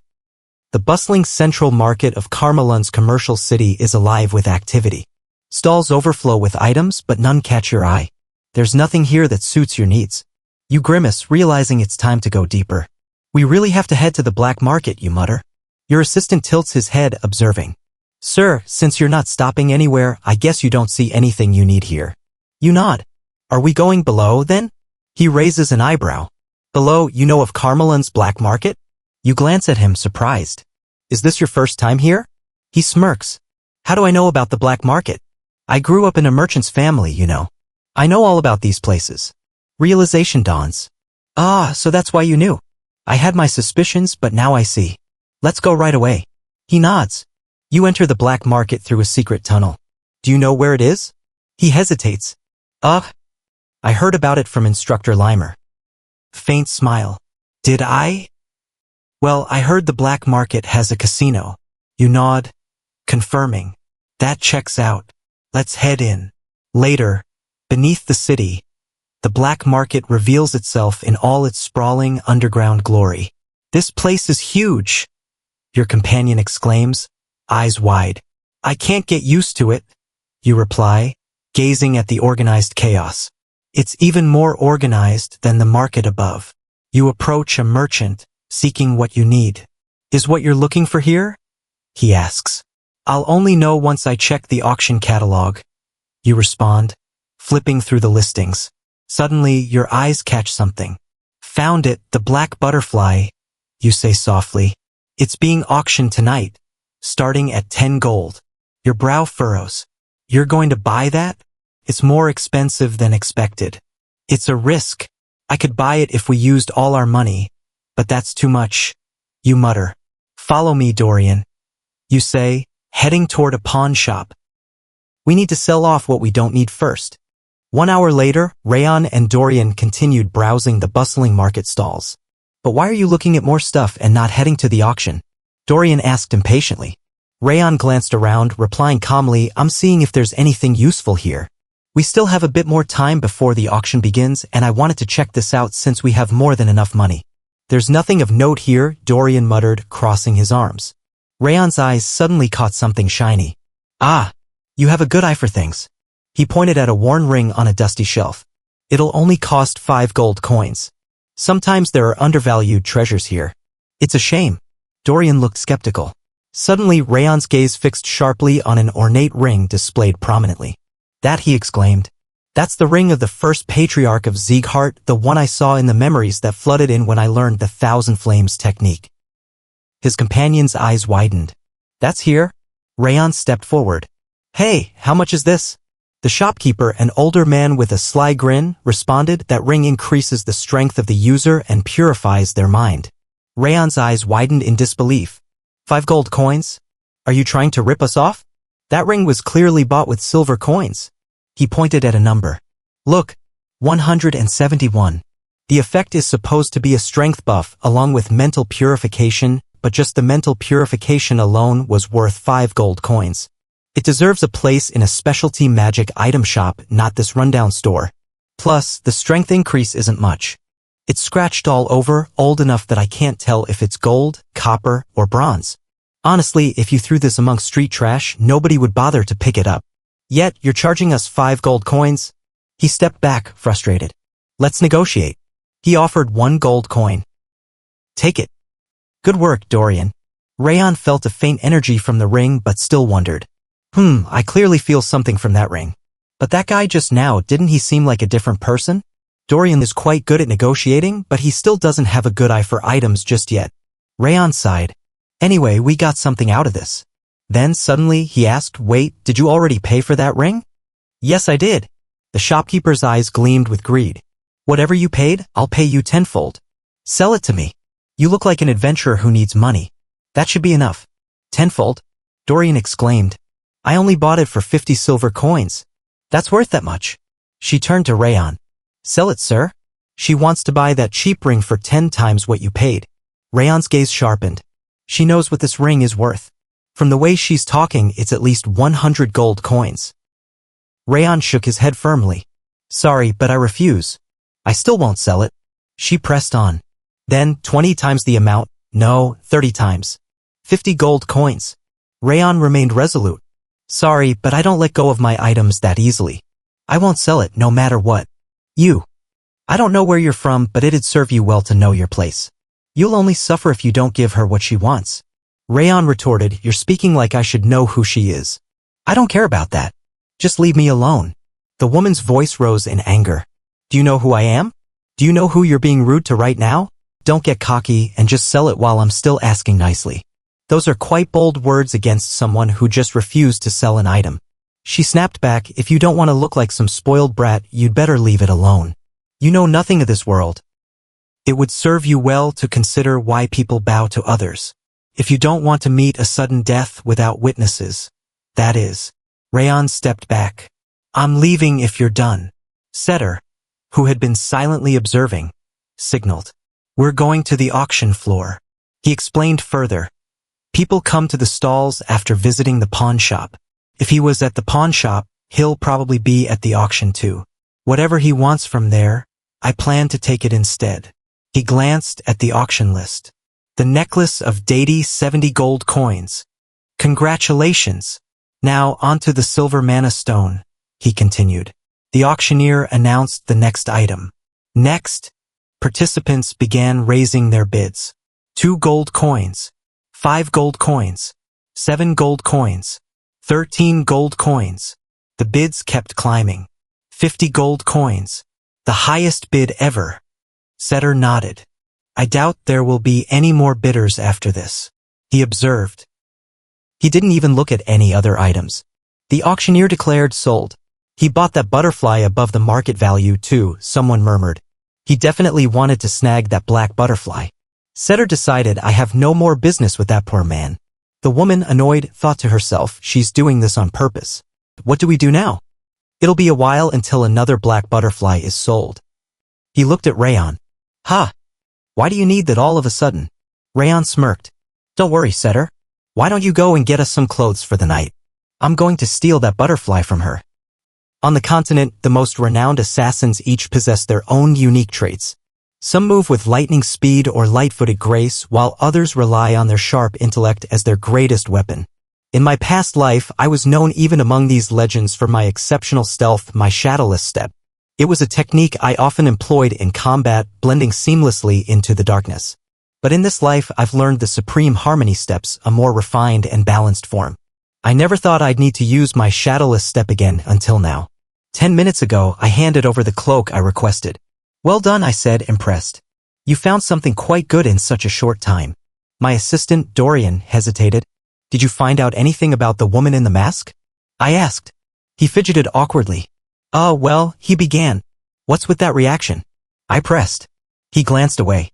"Young master, perhaps it's better to give up on that line of inquiry for now?" I raised an eyebrow. "That woman, she's Princess Jaina of the Balker Kingdom." Dorian's eyes widened. From a young age, she showed immense talent in magic, and her ability to sense magical artifacts is exceptional.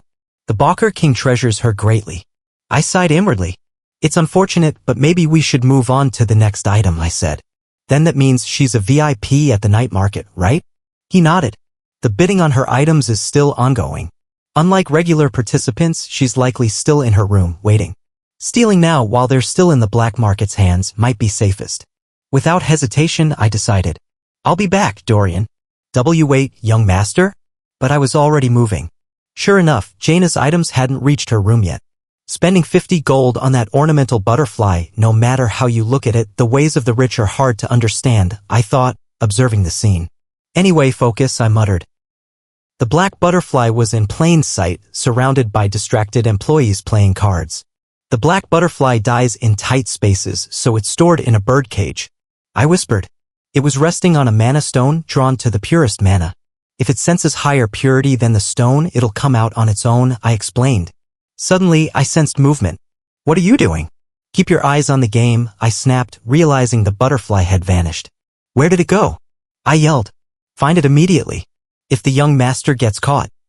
My heart pounded. This could cause an international incident with Balker, I thought grimly. I cursed myself for not stopping him. "Dorian, what are you doing?" Just then I saw him reappear, breathless. "I succeeded," he said, a grin spreading across his face. "Really?" I exclaimed, relief flooding me. "Then we should leave." Suddenly a familiar voice interrupted. "Oh, so we meet again." A cold smile. "How do you feel?" "Are you angry?" The woman before me, cloaked in arrogance, taunted.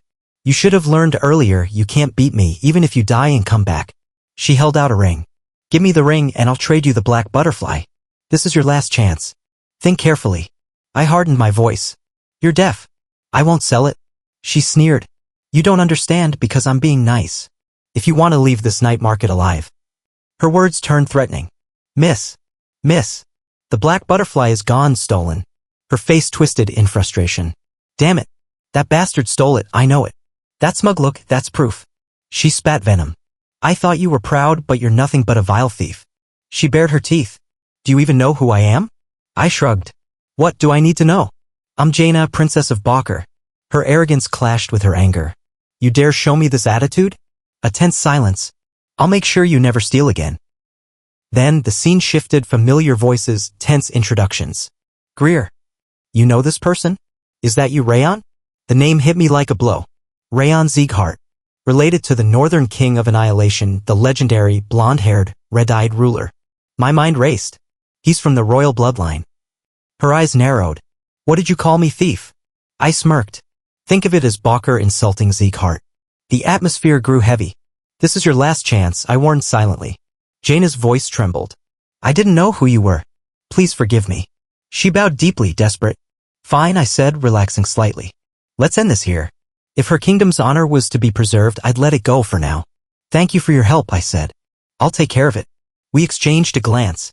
What brings you to Carmelon? A mission, I replied. But it's far from Sieghart.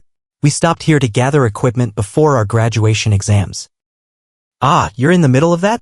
Yes. I'm looking for a new sword. I can recommend a good smith in the west part of town. Just a small place, but very skilled. Thanks. I have to go now. Visit me at Orwin later. I will once my exam's over. We barely survived that, I muttered. I didn't think you'd act so quickly, Dorian said. I have a plan for everything, I replied confidently. Are we heading straight to the workshop? Not tonight, I said. I have something personal to do. And with that, I turned my focus to the black butterfly. It's time for you to play your role. In the depths of legend lies the tale of the black butterfly, a creature cursed to never digest mana no matter how much it consumes. Its wings, dark and shimmering, flutter with a sorrowful melody bound by an unbreakable curse. Beside it blooms the two-tone flower, a mystical blossom that can never gather mana on its own. Yet, destiny weaves a strange fate. These two must meet to shatter their curses to set each other free. The flower, once freed, will bloom into a top-tier elixir infused with both fire and water energies, an elixir that holds the power to change worlds. But few know this secret. I learned it only because I trusted the memories woven into the stories of the comic protagonist. And then a change, one strand of the bitter cold curse vanished. The energy core within me, the mana circuits, everything grew stronger, more resilient. My energy surged exponentially. My willpower sharpened beyond measure. My stats soaring to new heights. My status window appeared before me, revealing the truth of my journey. Name, Raon Sieghart. Title, Unbreaking Spirit. Status, Bitter Cold Curse, 4 strands. Traits, Rage, 5 stars, Ring of Fire, 3 stars, Thousand Flames Technique, 3 stars, Flame Attribute Resistance, 3 stars, Bitter Cold Aura, 3 stars, Legendary Senses, 3 stars, Water Attribute Resistance, 4 stars, Curse, 1 star. Unseen Strike, 1 star, Indomitable Will, 1 star. My body still bleeding, I felt the weight of my strength, 72 in strength, 73 in dexterity, 66 in stamina, 70 in energy, 79 in senses, and rage at 10. Dorian's voice broke through my thoughts. Let's head to the workshop, he said urgently. Wait, I replied, what happened? Last night, something changed, my energy, my aura, it improved significantly. He looked at me with wide eyes. At first, I was just curious. You were considered a disgrace to the family, looked down upon by everyone, even those of direct lineage. Yet, you endured all that in silence, focusing on your training. He stepped closer, eyes shining with realization. But I came to know something after I got closer to you. You're more fitting of the Sieghart name than anyone else in the 5th training hall. That's why, even after we all split up, the hall still follows you. He hesitated, then added softly, if I can borrow your strength, I believe I can resolve that problem my family's been facing. I shook my head. That's not why I follow you. Dorian looked surprised. Then why? Get a grip, I said calmly. We need to fetch our swords from the workshop and move out immediately. There's still a long journey ahead. He nodded eagerly. I'll follow you and grow stronger along the way. As long as I am with you, I'll be fine wherever we go. On our path, I reminded him, I'll check your posture for the continuous flow sword technique. There's a lot to improve. He looked uncertain. I think I'll be fine, right? I smiled. I was sent here on Greer's recommendation. Do you know him? Yes, the third prince of Orwin. Exactly. I trust his judgment. I believe this place will be trustworthy. He looked at me with awe. Really? I never imagined Greer would suggest this. I studied him, noticing the spark in his eyes. You seem young, but your energy feels like a large, sharp sword more than I expected at your age. Are you saying I'm a Zygarde? I smirked. How did that blacksmith know this about you, even without us saying anything? That's what artisans are capable of. They can sense where people come from and their potential, he answered. He paused, then chuckled. You talk too much. Sorry, I said. But I've met many swordsmen and you're different. Allow me to introduce myself properly, I continued. My name is Raon Zygarde. Nice to meet you. I'm Dorian, he said brightly. And I'm Kuberud, an old man interjected, leaning heavily on his hammer. I'm an old blacksmith who can't die and keeps forging weapons. My eyes widened in recognition. Kuberud? The legendary blacksmith, father of countless exceptional weapons across the continent? I never thought I'd meet you here. He beamed with pride. So, why are you here, young master? I need a good sword for my journey, I said plainly. He looked at me with curiosity. You want me to make you one? No, I already have someone who promised to craft my first sword, Valkan. He grinned. Valkan's making your sword? That's right. When he said he was retiring, it was to forge your blade. I nodded. I won't steal his craft. Your work is too precious. He chuckled. Every sword here is made with all I have. Take what you want. Can I choose one too? Dorian asked eagerly. Of course, I said. Pick any. He eagerly looked around. Wow, all these swords are incredible. It's hard to choose just one. That's because I made them all, Kuberud said proudly. Suddenly, a dark wave of demonic energy flooded the room. I tensed instantly. What's that? I demanded. The blacksmith's face darkened. That's a demon sword. Feel how dangerous that energy is. I sensed the ominous aura radiating from the sword. I don't think I need to worry, I said, observing that none of the demonic power was targeting me. How dare it try to come after my vessel? Stop it, I ordered. That energy is dangerous, but I can handle it. He stared at me, astonished. You're not afraid? I've learned to control my fears, I replied calmly. The blacksmith looked at me with a mixture of admiration and concern. That's a failed sword, he muttered. Is it dangerous? I asked. Kuberud explained, this isn't an ordinary short sword. It's a demon sword forged from the branch of Othello, a sacred tree from Siren. But it carries the grudge of a village slaughtered by the white blood cult. He hesitated. I made it to soothe the spirits of the victims, but it backfired. The sheath and blade turned red with their blood. Now no one can handle it. I reached out, sensing the sorrow and anger within. The memories of that village are flowing into my mind, the injustice they suffered, the grief, the suffering caused by the white blood cult. I have many things I want to accomplish. That means my time is limited. I may not be able to help you in your revenge, but if we face the white blood cult, I will stand with you. He looked at me with a strange resolve. Will you come with me? Suddenly, the demonic energy receded from the sword. The weapon acknowledged its new master, me. It's a true soul sword now, Kuberud whispered. From this moment, you are bound to it. Thank you, I said, feeling the weight of responsibility settle on my shoulders. Thank you for providing us with such magnificent blades, I said, gazing at the weapons. I didn't expect that we'd get a sword for everyday use alongside the blade of Requiem. The blacksmith smiled warmly. Don't feel pressured. Having a sword wielded by a promising swordsman is the greatest honor for a blacksmith. We'll prepare a warm welcome for you if you visit Zygarde someday. I nodded. All right, I'll be counting on that. I hope you stay safe and become a true swordsman. I had thought he was just a child with incredible talent, but something about him now struck me differently. He had managed to take control of the ghastly blade, even becoming its master. The unification with the blade, no, even more than that, his potential was boundless. Zygarde's name was destined to echo across the world once again. After days of traveling, leaving Camelun behind, we finally reached our destination, Haben Castle.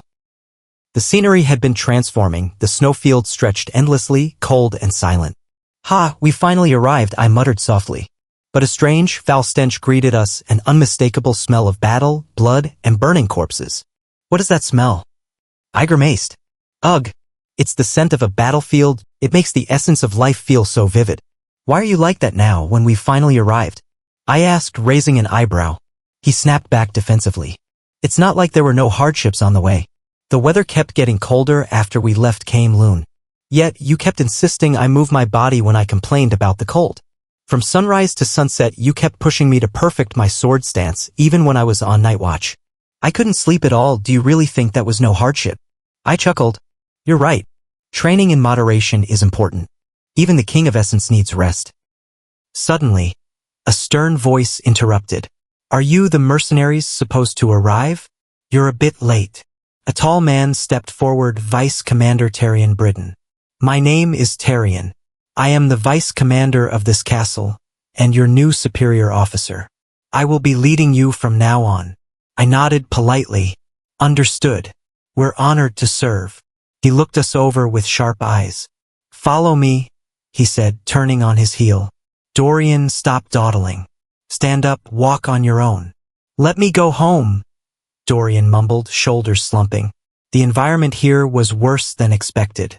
Walls scarred with traces of repeated destruction and repair, exhausted residents, and an oppressive stench of blood and burnt flesh. These sights confirmed what I had heard from Judiel before. Even though she probably hadn't been here, she managed to piece everything together in such a short time. I wondered who these people were, observing from a distance. Are they mercenaries? Yua from the Frost Branch asked quietly. Let's go prepare to open the shop, her grandfather replied, already moving. Ah, I'm coming, Yua called out, rushing after him. A figure entered, the commander of the castle, Milland Britton. He was a towering man called the Giant of the North, defending Haben Castle for over 20 years. His gaze was steady, embodying the resolve of a seasoned general. Only those who had stood their ground for decades carried such an aura. You're the trainees from Zygarde, he said, voice firm but calm. I am Milland Britton. Your presence here is known, but your identities will be kept secret. Rimmer, the Northern Conqueror, personally requested your dispatch, hoping you'd gain experience here. He paused, then added, there will be no training, no warm meals, no comfort. Just endless battles and cold winds that seep into your bones. If you're seeking an easy life, turn back now. We looked at each other, determined. We came here to get stronger, I said. We're ready for whatever comes. He nodded, a faint smile. Then start at the bottom. Your rank is now that of soldiers. From chores to combat, you will do all. Guide them, Charles. The young soldier saluted. Understood. As they led us to our lodgings, I couldn't help but notice the wary glances from some of the others. I don't like them, one voice muttered.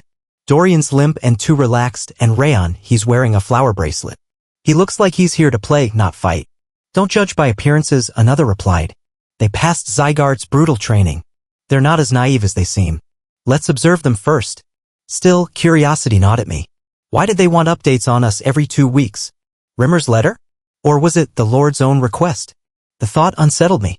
Meanwhile, Dorian eagerly decorated our quarters, transforming what had been a gloomy room into a vibrant space.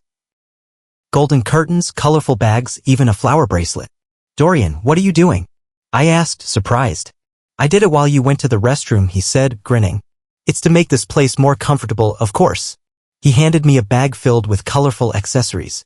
Red, yellow, green, just tell me what you want. I shook my head, smiling softly. You're full of surprises. Suddenly, a figure approached, the leader of the 3rd scouting party, Raon. We've been ordered to move out, he announced with resolve. Despite the chaos, I felt a strange sense of purpose. Here, amid the wreckage and hardship, we would forge our strength, ready to face whatever challenges awaited.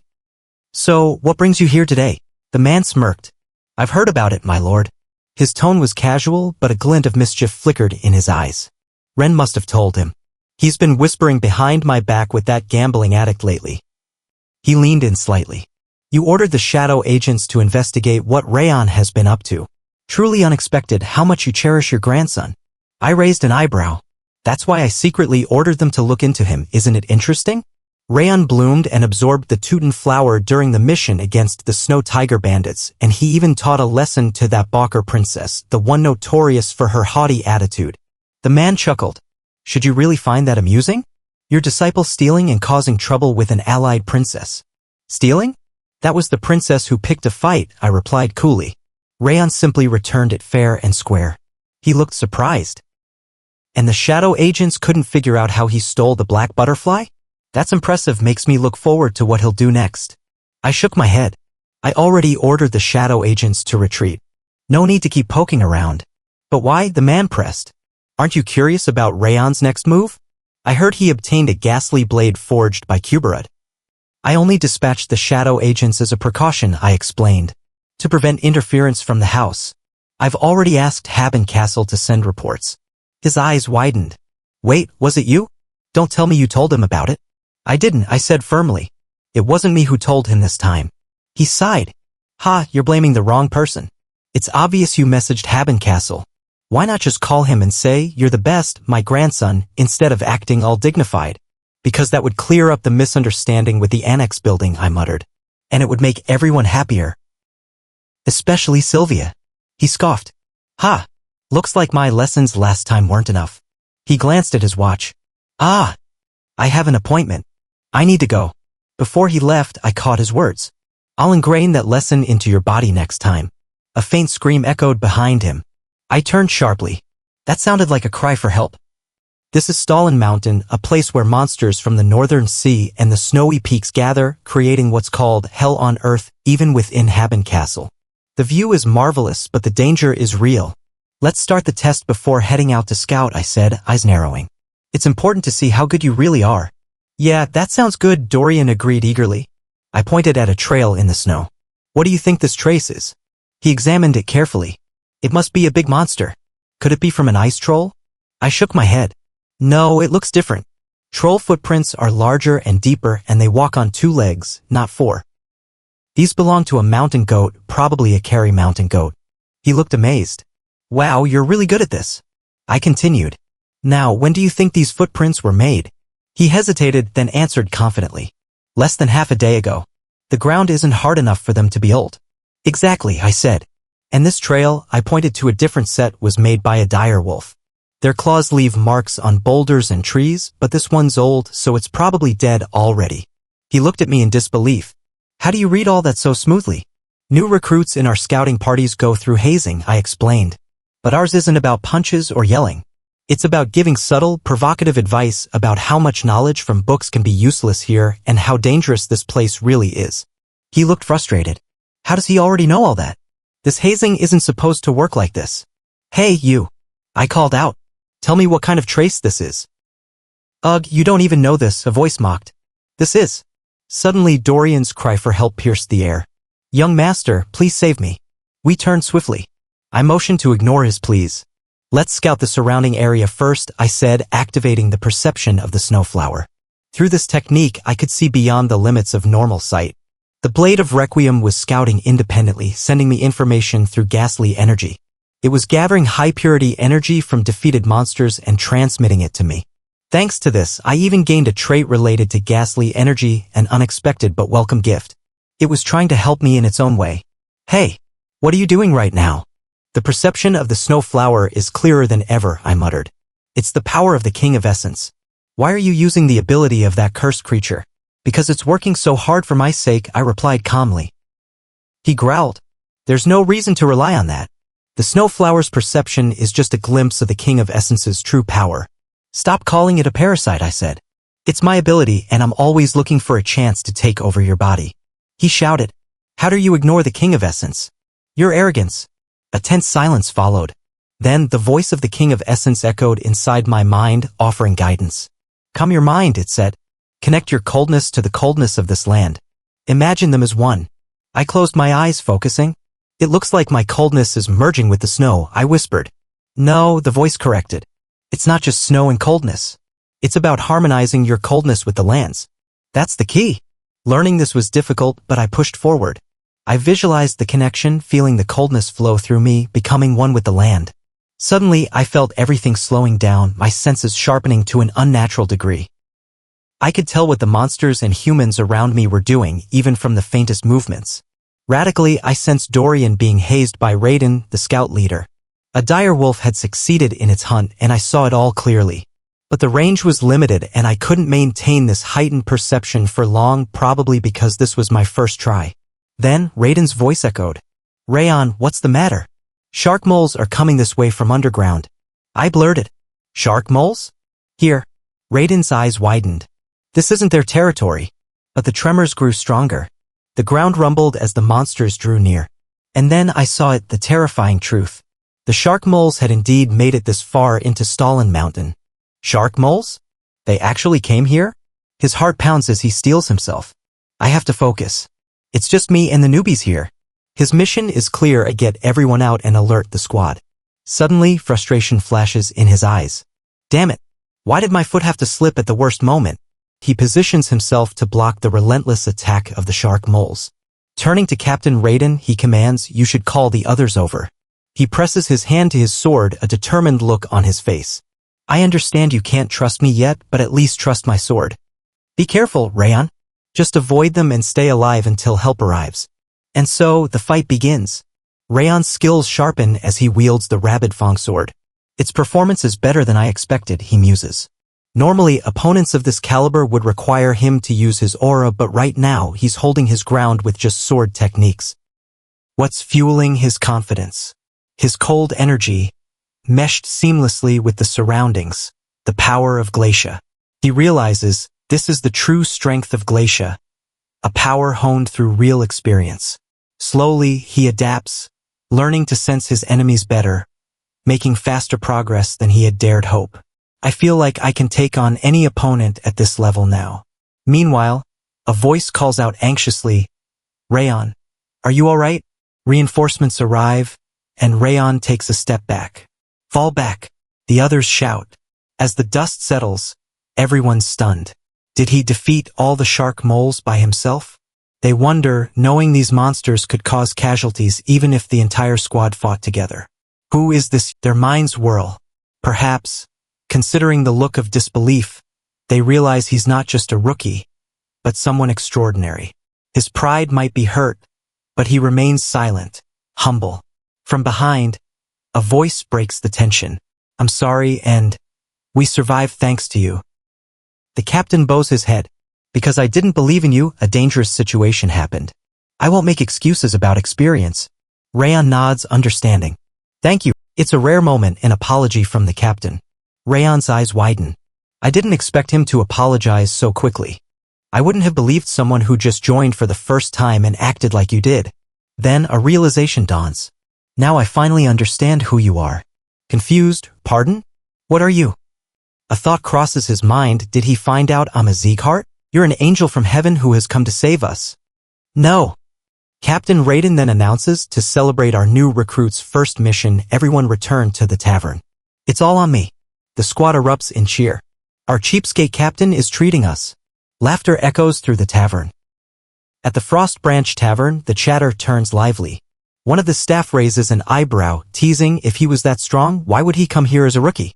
And he doesn't even look 17. How does that make sense? Doubts swirl, but the mood is festive. The conversation shifts to taste. The combination of cheese's greasiness and pineapple's acidity is the peak of flavor, someone muses.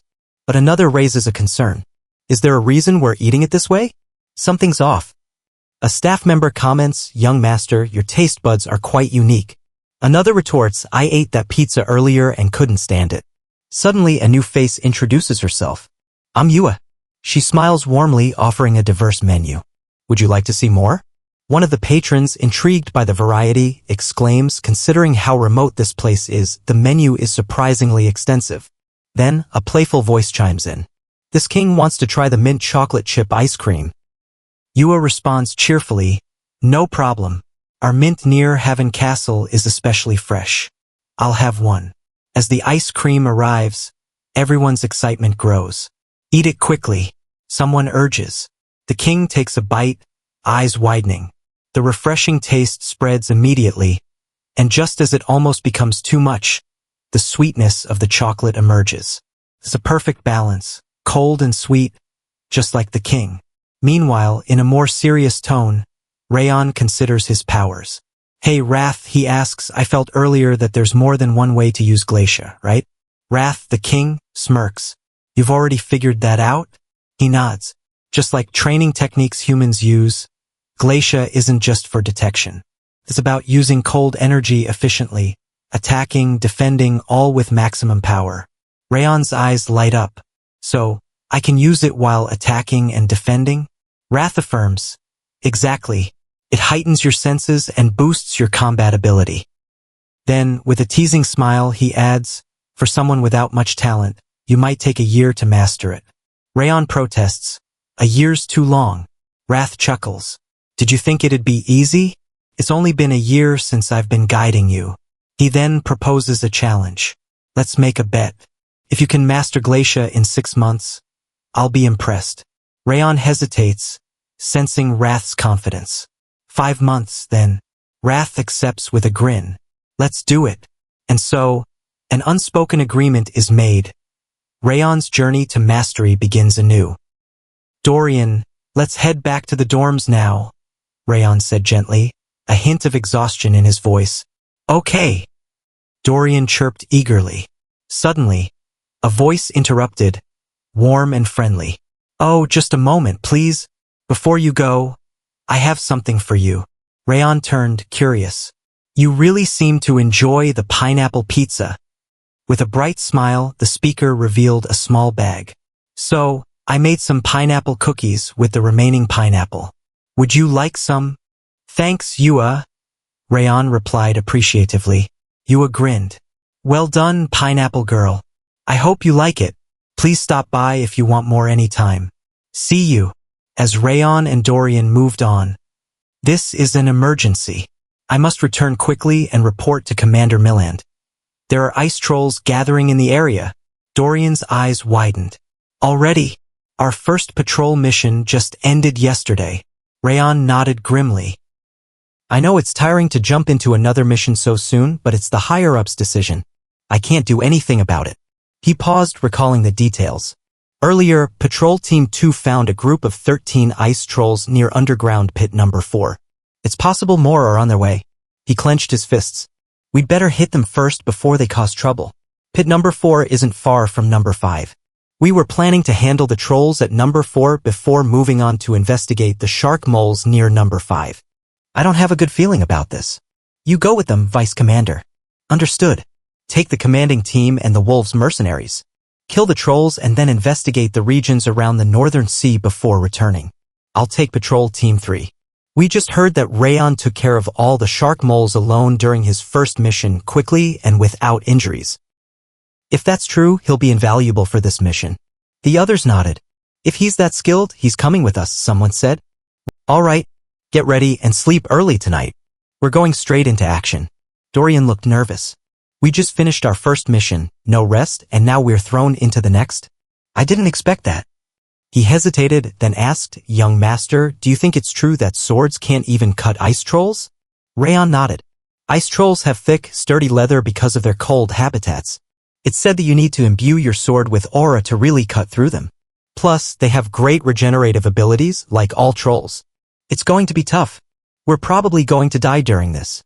Dorian's eyes widened. I should write my will. Raon patted his shoulder reassuringly. Don't be so scared, Dorian. If you use your speed, I believe you can defeat one. Dorian looked unsure. Even if you say that, I'm still scared. Raon smiled softly. There's another way. Want to know how not to be afraid of ice trolls? Dorian's eyes lit up. What? How? Raon grinned. Duel me. When you fight me, an ice troll will look just like any other monster. Dorian hesitated, then suddenly brightened. Let's train right now. He exclaimed, Ah, ice trolls are actually weaklings. That night, outside Haven Castle's main gates, it was time to take attendance. Raon glanced around. Yuian, I think anything's better than a duel with you. Are you all right, Dorian? Raon asked, concern in his voice. I'm glad, Dorian responded, trying to hide his nervousness. Suddenly, a friendly voice broke the quiet. Hello, you're Raon, right? I'm Beto, captain of the Wolves Mercenaries. Nice to meet you. Beto's squad was lively, and his words were teasing. My mercenaries always say they'd love to duel you. Raon nodded politely. Nice to meet you as well. I didn't realize you were part of the patrol team. Beto grinned. Looking forward to working with you today. Raon hesitated, then thought to himself, I don't really trust him. He looked into Beto's eyes and felt a strange unease. I don't like him, he muttered. Take his eyes out. People who look like snakes tend to betray you. In my experience, those with snake-like eyes are often backstabbers. 8 times out of 10. So, 20% chance he's trustworthy? Raon shrugged. I'll keep that in mind. Still, I feel off about him. Sorry I'm late. I prepared all the food you ordered. Oh, Yua, you're getting cuter every time I see you. And your cooking's improving too. Yua blushed happily. Thank you.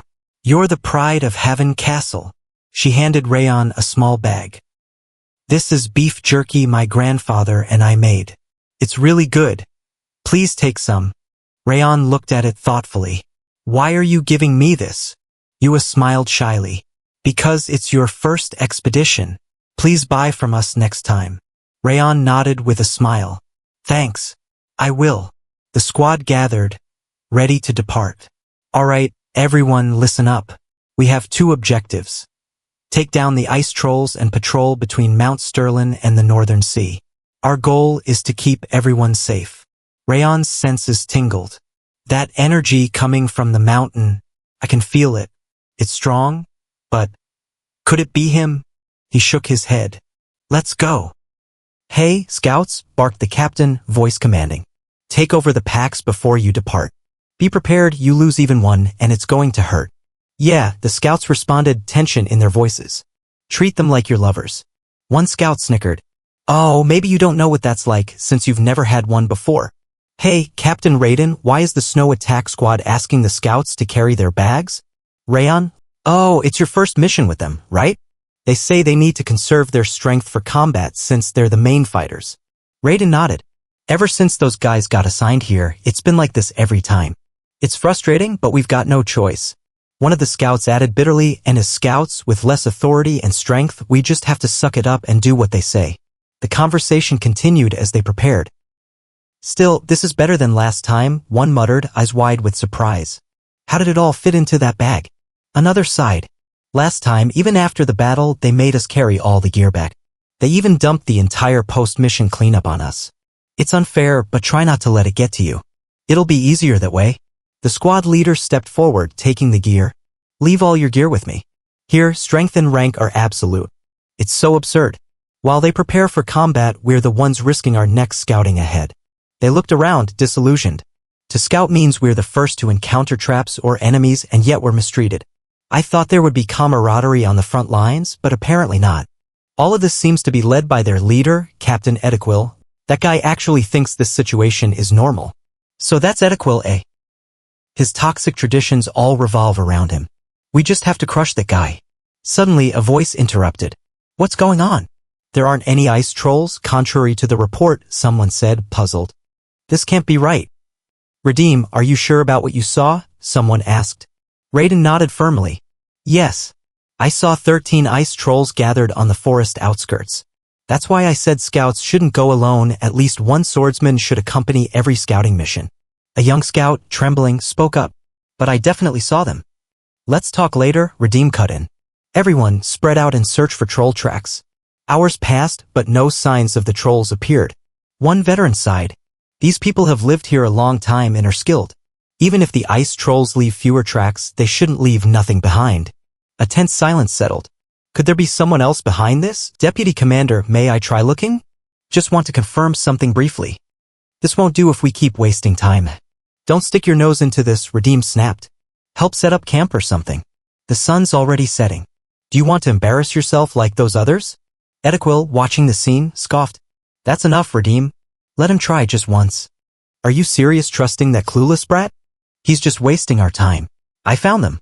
They're near the frozen valley, northeast of Mount Sterling. What? Edequil snapped. Do you think this mission is some kind of joke? Yes, I'm sure, Raon said confidently. Is there a problem? Do you think it's funny to mess around in this situation? Edequil yelled. Raon responded calmly. I'm not foolish enough to joke around under these circumstances. Edequil's eyes narrowed. How exactly did you find the trolls? Raon explained simply, I used a method I learned from someone who moves through forests and mountains like it's his own backyard by expanding my energy detection. Energy detection? Someone exclaimed. Do you realize how far the frozen valley is? You can't confirm that with just that. Did you hear that, Tarion? Do you really believe him? Etikul challenged. Tarion hesitated. He's right. Given the distance, relying on energy detection alone isn't convincing, especially for a rookie barely a year into field duty. Raon looked into their eyes. But his eyes, those red eyes, they pierce through everything. Just looking into them makes you want to believe him. He paused, then added, besides, only one person in Sieghart moves through forests and mountains like that, brilliant sword Limer Diaz. If Raon learned from him, maybe he's trustworthy. Etikul's expression softened slightly. Now I'm interested too. Raon, how long will it take to reach the frozen valley? About 30 minutes to get there and 10 more to find a good ambush position, Raon replied. So he's already figured out where to set the trap. Everyone, Redeem said, we still have 2 hours before sunset. We should go check it out. Deputy Commander, another shouted. If night falls, monsters might attack. It'll be even more dangerous. Redeem looked at the others. If what Raon says is true, this is our chance to prevent that danger in advance. Still not convinced, huh? Then how about this, let's make a bet to settle it. A bet? Redeem asked skeptically. If I find the trolls, Raon declared, from now on, the snow attack squad will speak respectfully to the scouts. You'll carry not just our gear, but also help with our chores. Etikul smirked. And if you're wrong? Raon met his gaze. Then I'll do whatever you want. Etikul nodded. Fine. I accept your bet. Then get ready, Redeem said firmly. We're moving out to the frozen valley. Why are they climbing up? That wasn't part of the plan. They're circling around. They're deliberately positioning themselves where the ice trolls are most vulnerable. They already know where the trolls are hiding. He frowned. But I erased all the troll tracks. How do they know? The realization hit him. In a blizzard like this, even a longtime resident would struggle to find them. They must have some other way. He clenched his fists. If they find the trolls before we do, it's a disaster. I need to delay them. But it's too late to move the trolls now. What do I do? Then an idea struck him. A glimmer of hope. Actually, this might be even better.